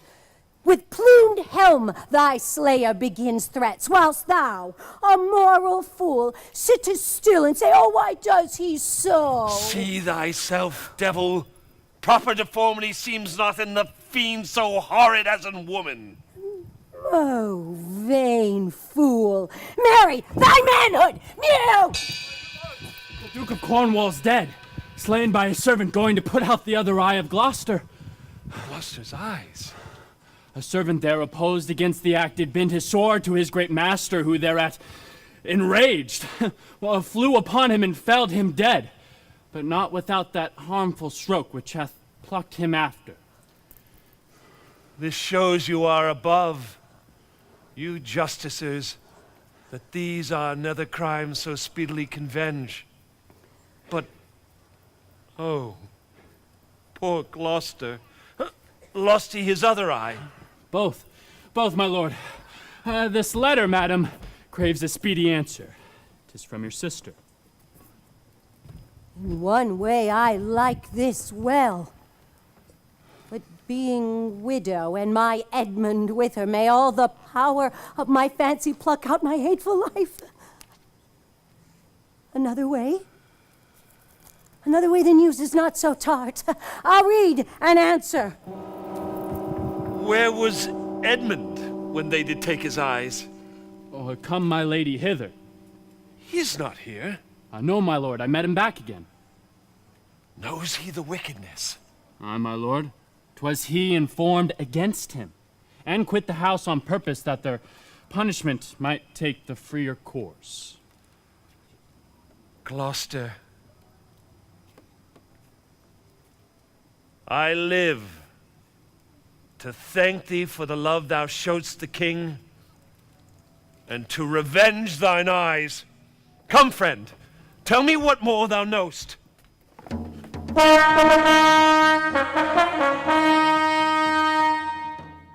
Alack, 'tis he. Seek for him. Search every acre in the high-grown field and bring him to our eye. He that helps him take all my outward worth. News, madam! The British forces are marching hitherward. 'Tis known before. Our preparation stands in expectation of them. Oh, dear father, it is thy business that I go about. Therefore, great France, my mourning and importuned tears hath pitied. No blown ambition doth our arms incite, but love, dear love, and our aged father's right. Soon may I hear and see him. Lord Edmund, spake not with your lord at home. No, madam. What might import my sister's letter to him? I know not, lady. Faith, he has posted hence on serious matter. It was great ignorance, Gloucester's eyes being out, to let him live. Where he arrives, he moves all hearts against us. Edmund, I think, is gone in pity of his misery to dispatch his knighted life. I must needs after him, madam, with my letter. Why should she write to Edmund? Might not you transport her purposes by word, be like something, I know not what? I love thee much. Let me unseal the letter. Madam, I had rather... I know my sister does not love her husband. I am sure of that. I know you are of her bosom. Aye, madam. I speak in understanding. You are, I know it. Therefore I do advise you. Take this note. My lord is dead. Edmund and I have talked, and more convenient is he for my hand than for your lady's. You may gather more. When you do see him, I pray you, give him this. And when your lady hears thus much from you, desire her, call her wisdom to her. Fare thee well. And should you happen to hear of that blind traitor, preferment falls on him that cuts him off. Would I could meet him, madam. I should show you what party I do follow. Fare thee well.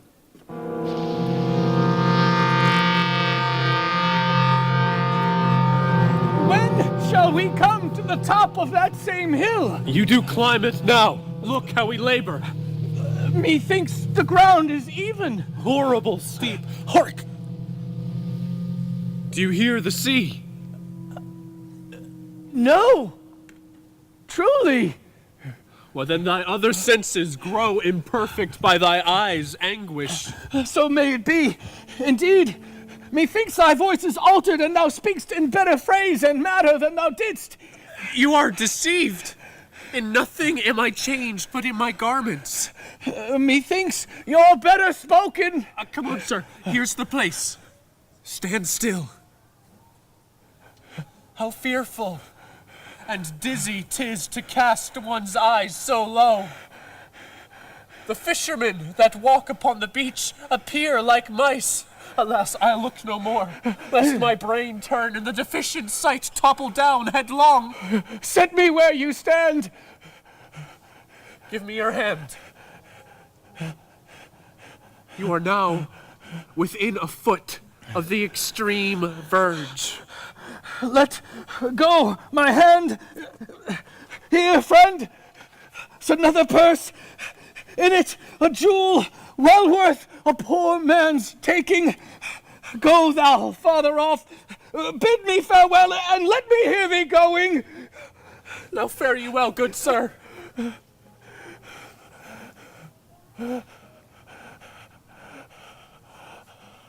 Hearty thanks.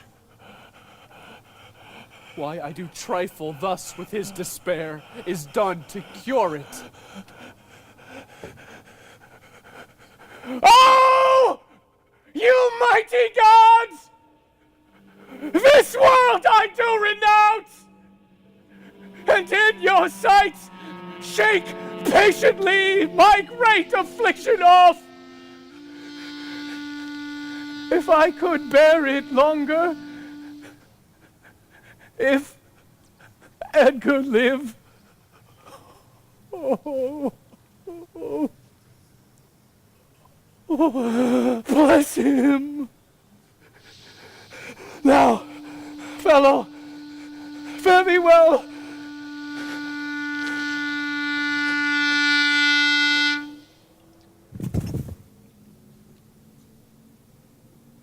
And yet, I know not how conceit. Farewell. Had he been where he thought, alive or dead? Ho you! Sir! Hear you, sir! Speak! Thus might he pass, indeed, yet he revives. What are you, sir? Away, and let me die!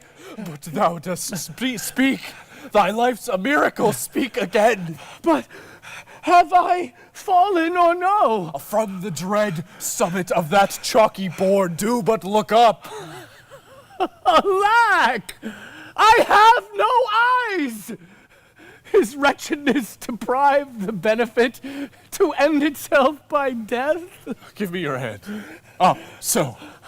How is't? Feel you your legs, you stand. Too well. Too well.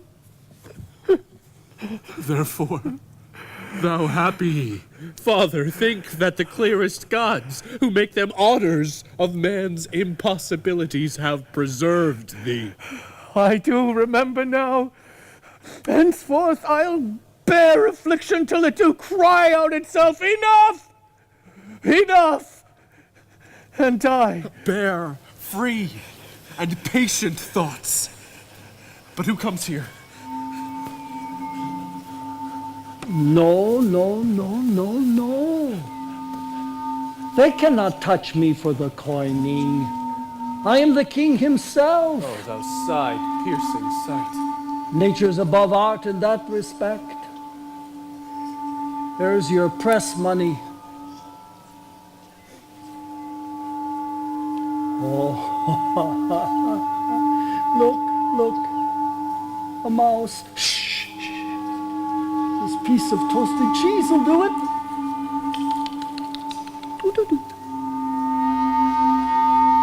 Oh, there's my gauntlet. I'll prove it on a giant. Bring up the brown bills. Oh, well flown, bird. Give the word. Sweet Marjoram. Oh, pass. I know that voice. Huh? Goneril with a white beard? Well, they flattered me like a dog and told me I had white hairs in my beard, and the black ones were there. To say aye and no to everything I said, go to, they are not men of their words. They told me I was everything, 'tis lies. I'm not ague-proof. The trick of that voice I do well remember. Is it not the king? Oh, aye, every inch a king. When I do stare, see how the subject quakes. I pardon that man's life. What was thy cause? Adultery? Thou shalt not die. Die for adultery? No, let copulation thrive. For Gloucester's bastard son was kinder to his father than my daughters got tween the lawful sheets. Behold yon simpering dame. Down from the waist she's a centaur, the woman all above. But to the girdle do the gods inherit. But beneath is all the fiends. There's hell, there's darkness, there's the sulphurous pit, burning, scalding, stench, consumption, fie,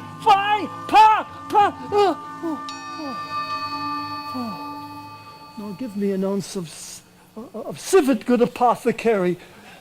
Sweeten my imagination.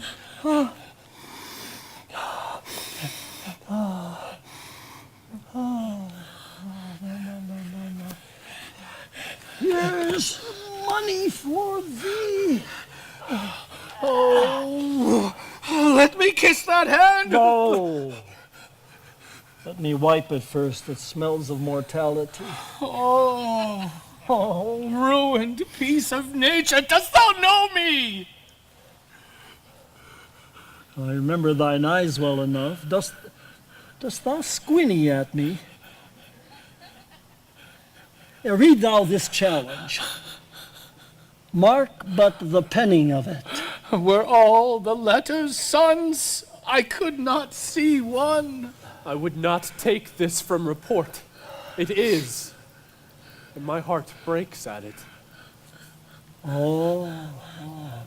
No eyes in your head. Yet you see how this world goes. I see it feelingly. What, art mad? A man may see how this world goes with no eyes. Look with thine ears. Hark in thine ear. Aye, sir. Or get thee glass eyes, and like a scurvy politician seem to see what thou dost not. Oh, no. Yeah. Pull off my boots. Harder. Yes. Oh, soul. Reason and matter mixed, madness and irrelevance. If thou wilt weep my fortune, take my eyes. I know thee well enough. Thy name is Gloucester.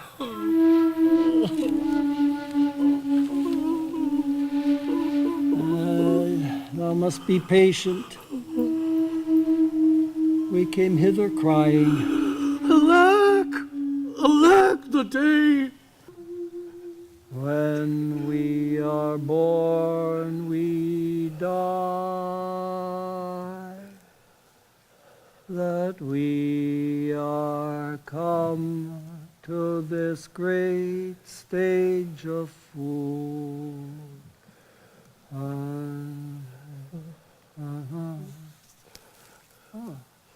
Tis a good block. 'Twere a delicate stratagem, and I'll put it in proof. And when I have stolen upon these son-in-laws, then kill.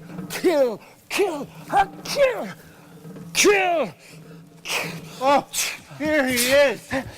Lay hand upon him. Sir, your most dear daughter. What? A prisoner? No rescue? I'm even the natural fool of fortune. Use me well, you shall have ransom. Let me have surgeons. I'm cut to the brains. You shall have anything. No seconds? Myself alone. Why, that would make a man of salt. Use his eyes for garden water pots. Good sir. But I will die bravely, like a bridegroom. What? I will be jovial. Come, come, come. I am a king, masters. Know you that? You are a royal one, and we obey you. There's life in it. And you get it? Huh? You get it by running!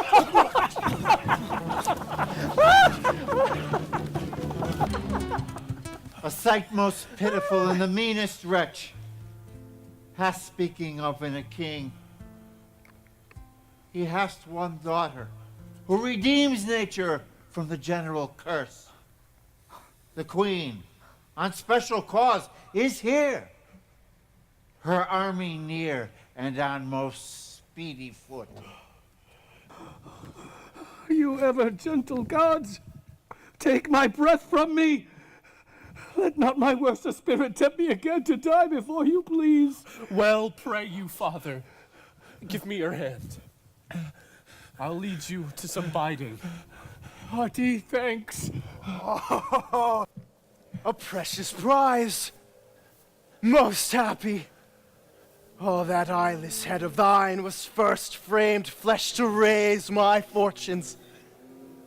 Thou old, unhappy traitor, briefly thyself remember.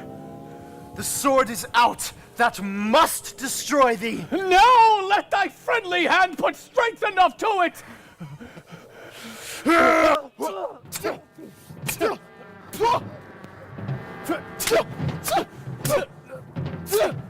Wherefore, bold peasant, darest thou support a published traitor? Nay, come not near the old man, or I shall be plain with you. Out!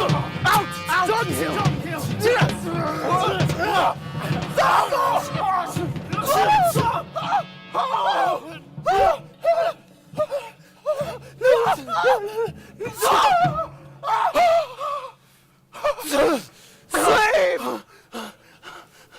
Slave! Slave me! Villain! Take my purse. If ever thou wilt thrive, bury my body. Take the letters that thou wilt find about me to Edmund, Earl of Gloucester. Find him amongst the English party.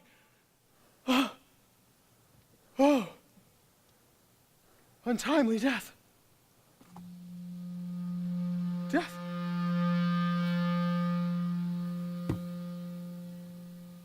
I know thee well. A serviceable villain, as duteous to the vices of thy mistress as badness would desire. What? Is he dead? Set you down, Father. Rest you. Let's see these pockets. The letters that he speaks of may be my friends. He's dead. Leave. Gentle manners.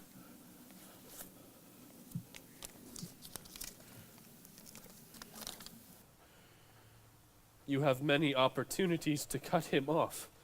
There is nothing done. If he return the conqueror, then am I the prisoner, and his bed my jail. From the loathed warmth whereof deliver me, and supply the place for your labor. Goneril, a plot upon her virtuous husband's life, and the exchange my brother. The king is mad. Of my huge sorrows, better I were distract. So should my thoughts be severed from my griefs. Well, pray you, Father. Far off, methinks I hear the beaten drum. Give me your hand, I'll bestow you with a friend.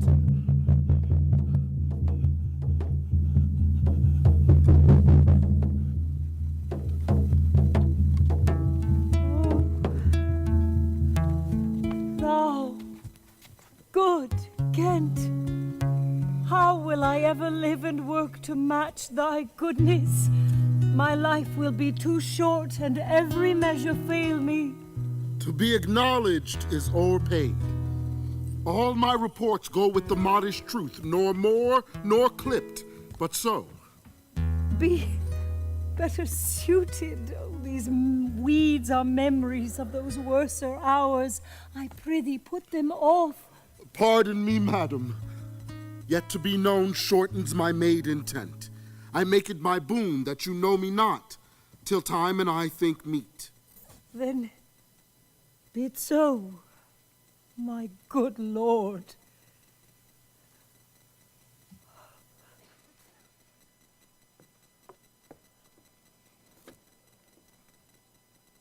How does the king? Madam, sleep still.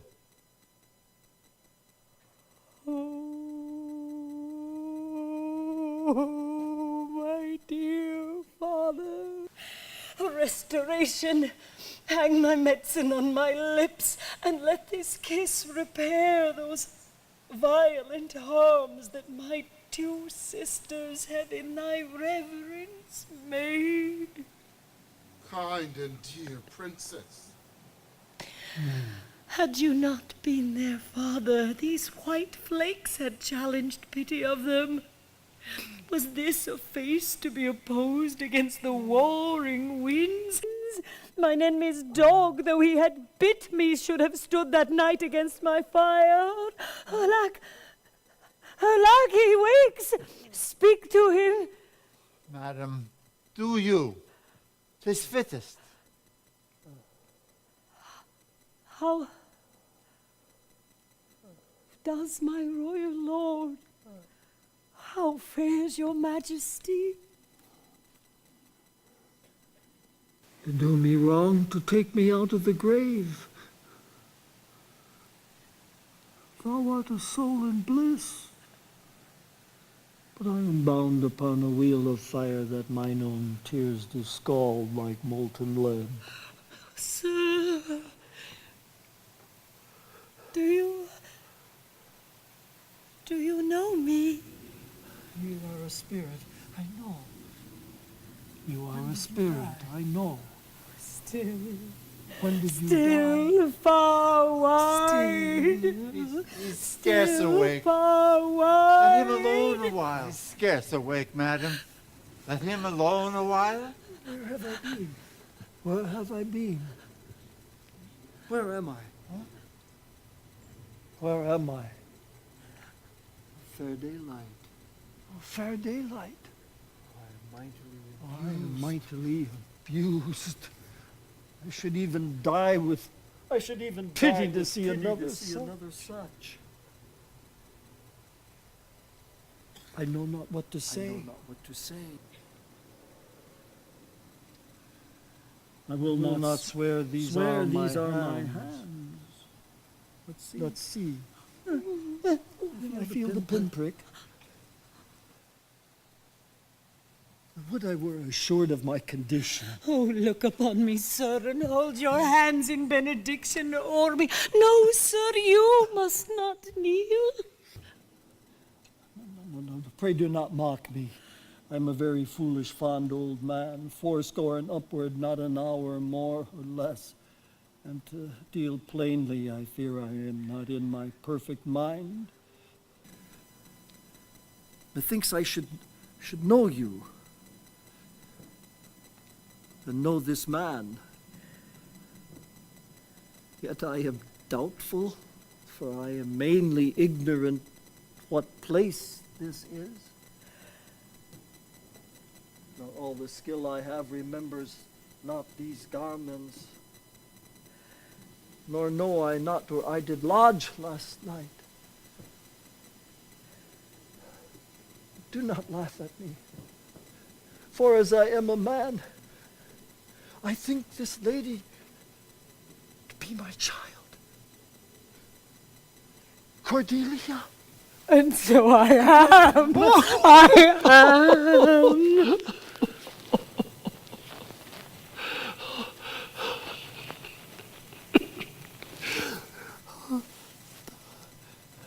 Be your tears wet? Yes, Faith. Pray you weep not. If you have poison for me, I will drink it. I know you do not love me, for your sisters have, as I do remember, done me wrong. You have some cause they have not. No cause, no cause. Am I in France? In your own kingdom, sir. Do not abuse me. Be comforted, good madam. The great rage you see is killed in him. Desire him not to go in. Wilt please your highness walk? But you must bear with me. I pray you now, forget and forgive. I'm old and foolish.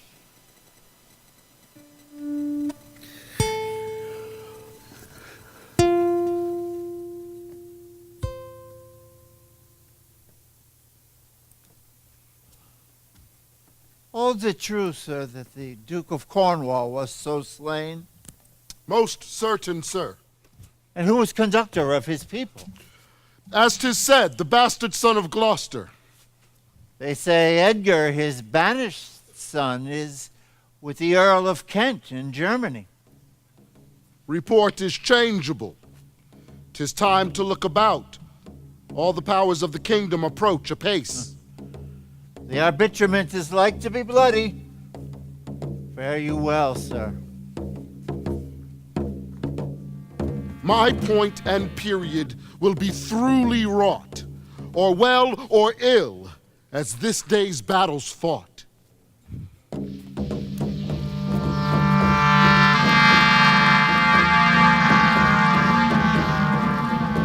Know of the Duke if his last purpose hold. My sister's man is certainly miscarried. 'Tis to be doubted, madam. Now, sweet lord, you know the goodness I intend upon you. Tell me, but truly, but speak the truth. Do you not love my sister? In honored love. But have you never found my brother's way to the forfended place? That thought abuses you. I am doubtful you have been conjunct and bosomed with her and all as we call hers. No. By mine honor, madam.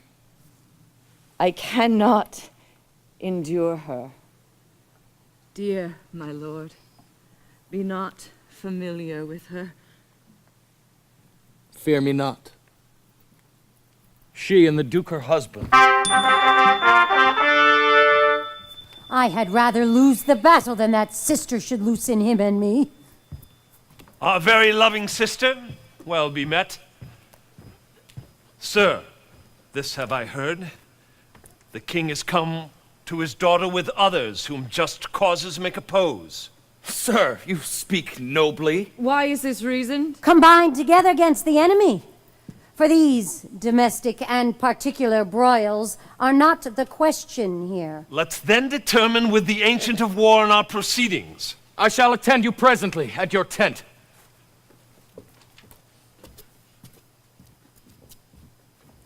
Sister, you'll go with us? No. 'Tis most convenient, I pray you, go with us. Oh, I know the riddle. I will go.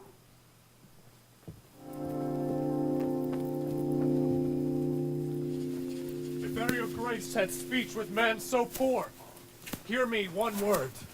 Speak. Before you fight the battle, ope this letter. If you have victory, let the trumpet cry for him that sent it. Wretched though I seem, I can produce a champion that will prove what is avouched there. Fortune love you. Stay till I have read the letter. I was forbid it. Let but the trumpet cry, when time shall serve, and I'll appear again. Why, fare thee well. I will o'erlook thy paper. The enemy's in view! Draw up your powers! We will greet the time! To both these sisters have I sworn my love, each jealous of the other as the stung are of the adder. Which of them shall I take? Both, one, or neither? Neither can be enjoyed if both remain alive. To take the widow exasperates, makes mad her sister Goneril, and hardly shall I carry out my side, her husband being alive. Now then, we'll use his countenance for the battle, which being done, let her who would be rid of him devise his speedy taking off. As for the mercy which he intends to Lear and to Cordelia, the battle done, and they within our power shall never see his pardon. For my state stands on me to defend, not to debate.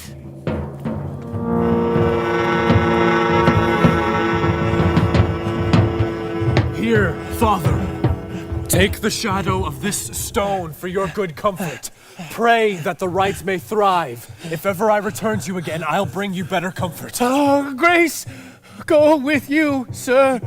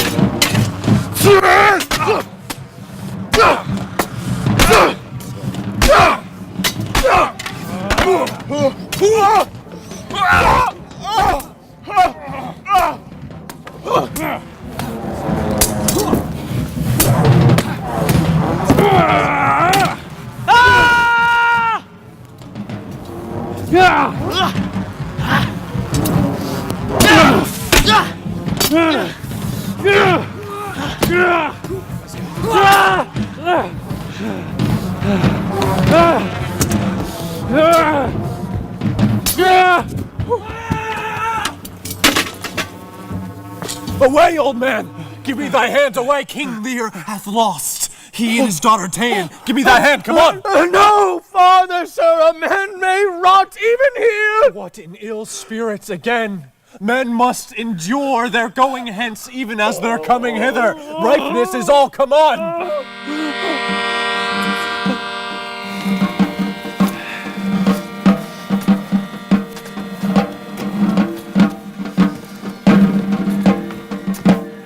Some officers take them away. Good guard, until their greater pleasures first be known that are to censure them. We are not the first, with best meaning have incurred the worst. For thee, oppressed king, am I cast down? Shall we not see these daughters and these sisters? Oh, no, no, no, no.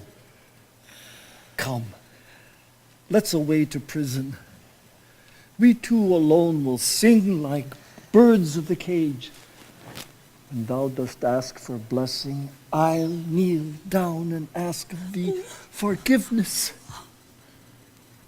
Sing,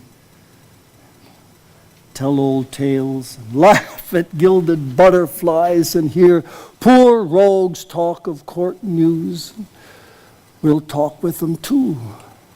Who loses and who wins, who's in, who's out, and take upon us the mystery of things as if we were God's spies. Take them away! No, no, no. He that parts us shall bring a brand from heaven. No, wipe thine eyes.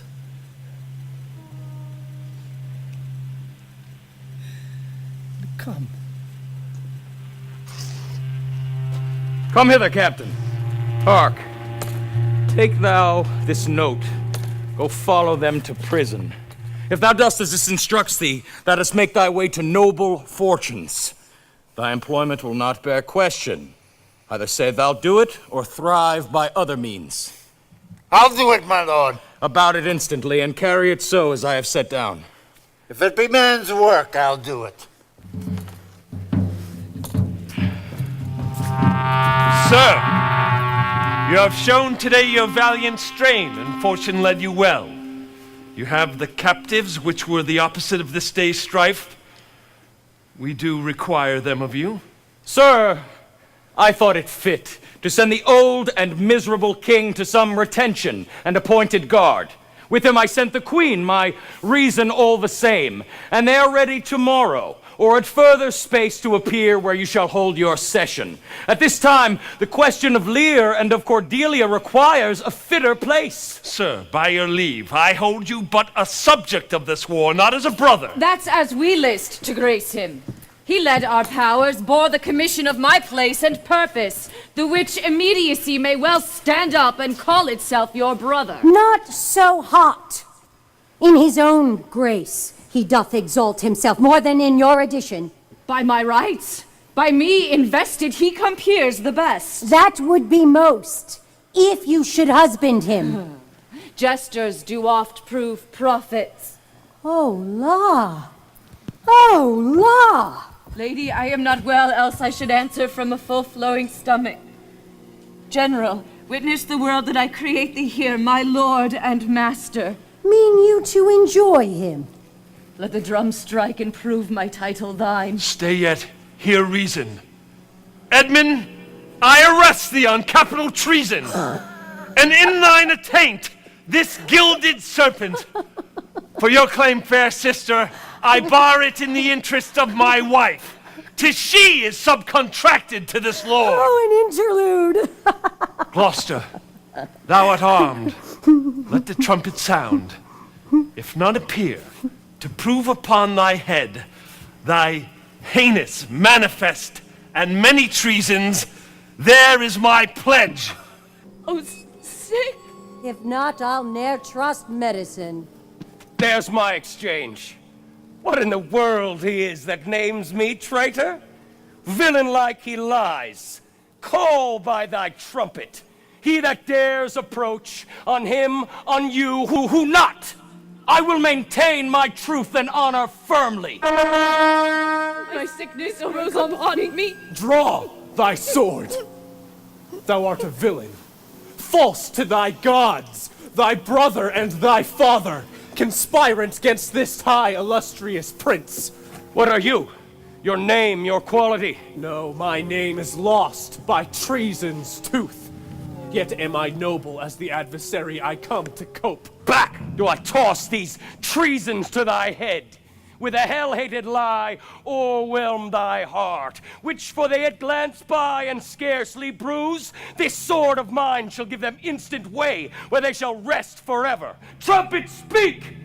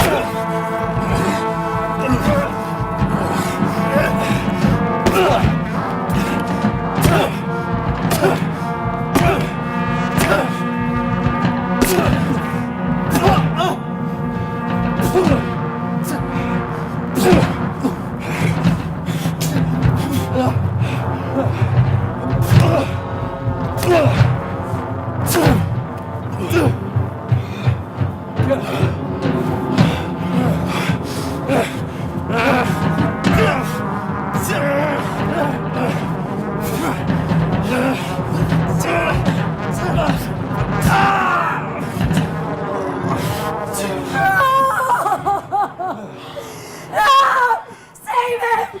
Save him! Oh, this is practice. Gloucester, thou art not vanquished, but cousin and begun. Shut your mouth, dame, or with this paper shall I stop it. Hold, sir. Thou worse than any name. Read thine own evil.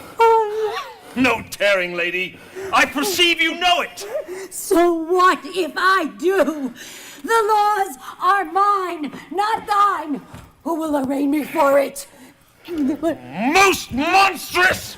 Oh, knowst thou this paper? Ask me not what I know. What you have charged me with, that have I done. And more, much more. The time will bring it out. 'Tis past, and so am I. But what art thou that hast this fortune on me? If thou art noble, I do forgive thee. My name is Edgar, and thy father's son. The dark and vicious place where thee he got cost him his eyes. Thou hast spoken right. 'Tis true. The wheel is come full circle. I am here. She's dead. Your lady, sir. Your lady and her sister by her is poisoned. She hath confessed it. I was contracted to them both. All three now marry in an instant. Here comes Kent, the banished Kent who in disguise followed his enemy king and did him service. I am come to bid my king and master I good night. Is he not here? Great thing of us forget. Speak, Edmund. Where's the king? And where's Cordelia? Yet Edmund was beloved. The one the other poisoned for my sake, and after slew herself. I pant for life. Some good I mean to do, despite of mine own nature. Quickly send, be brief in it to the castle, for my writ is on the life of Lear and on Cordelia. Nay, send in time! Who hath the office? The captain. Haste thee, for thy life! He hath commission from thy wife and me to hang Cordelia in the prison, and to lay the blame upon her own despair that she fordid herself. The gods defend her. Oh, how? Oh, you are men of stone. Had I your tongue, eyes, I use them so that heaven's vault should crack. She's gone forever. I know when one is dead and when one lives. She's dead as earth. Oh, lend me a looking glass.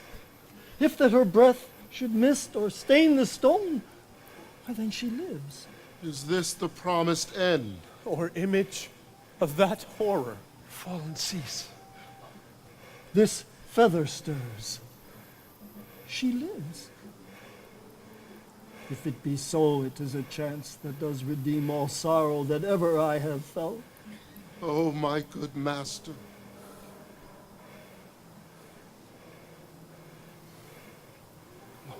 Plague upon you! Murderers! Traitors all! I might have saved her.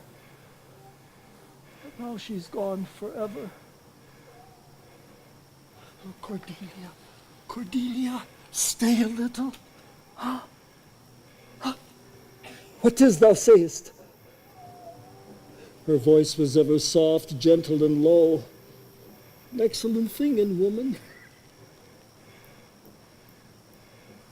I killed the slave that was a hanging thee. 'Tis true, my lords. He did. Did I not, fellow? Who are you? Mine eyes are not of the best. Are you not Kent? The same. Your servant, Kent. Edmund is dead, my lord. That's but a trifle here. You lords and noble friends know our intent.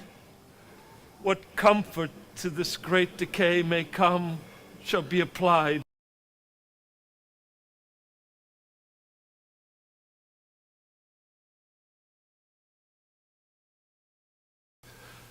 For us, we will resign during the life of this old majesty to him our absolute power.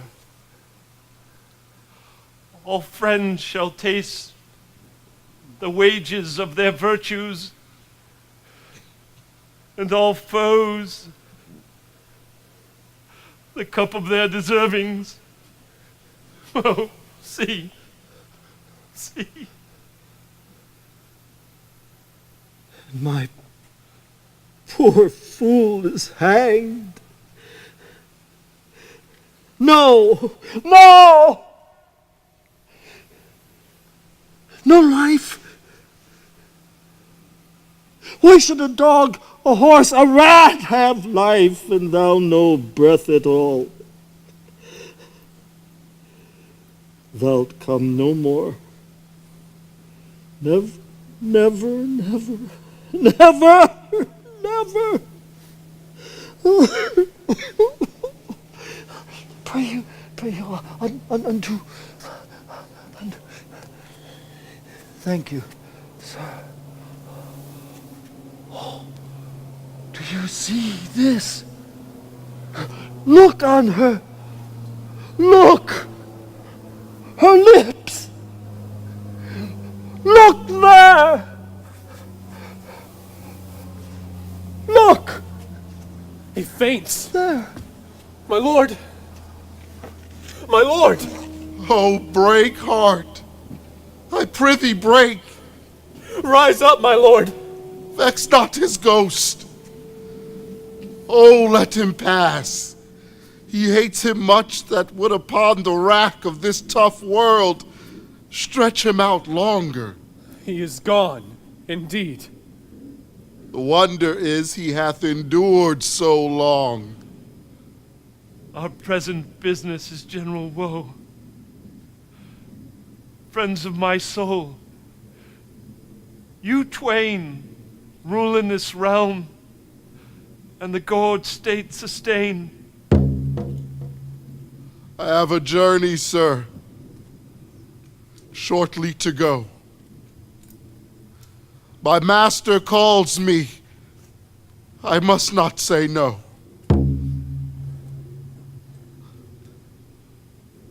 The weight of this sad time we must obey. Speak what we feel, not what we ought to say. The oldest have borne most. We that are young shall never see so much, nor live so long.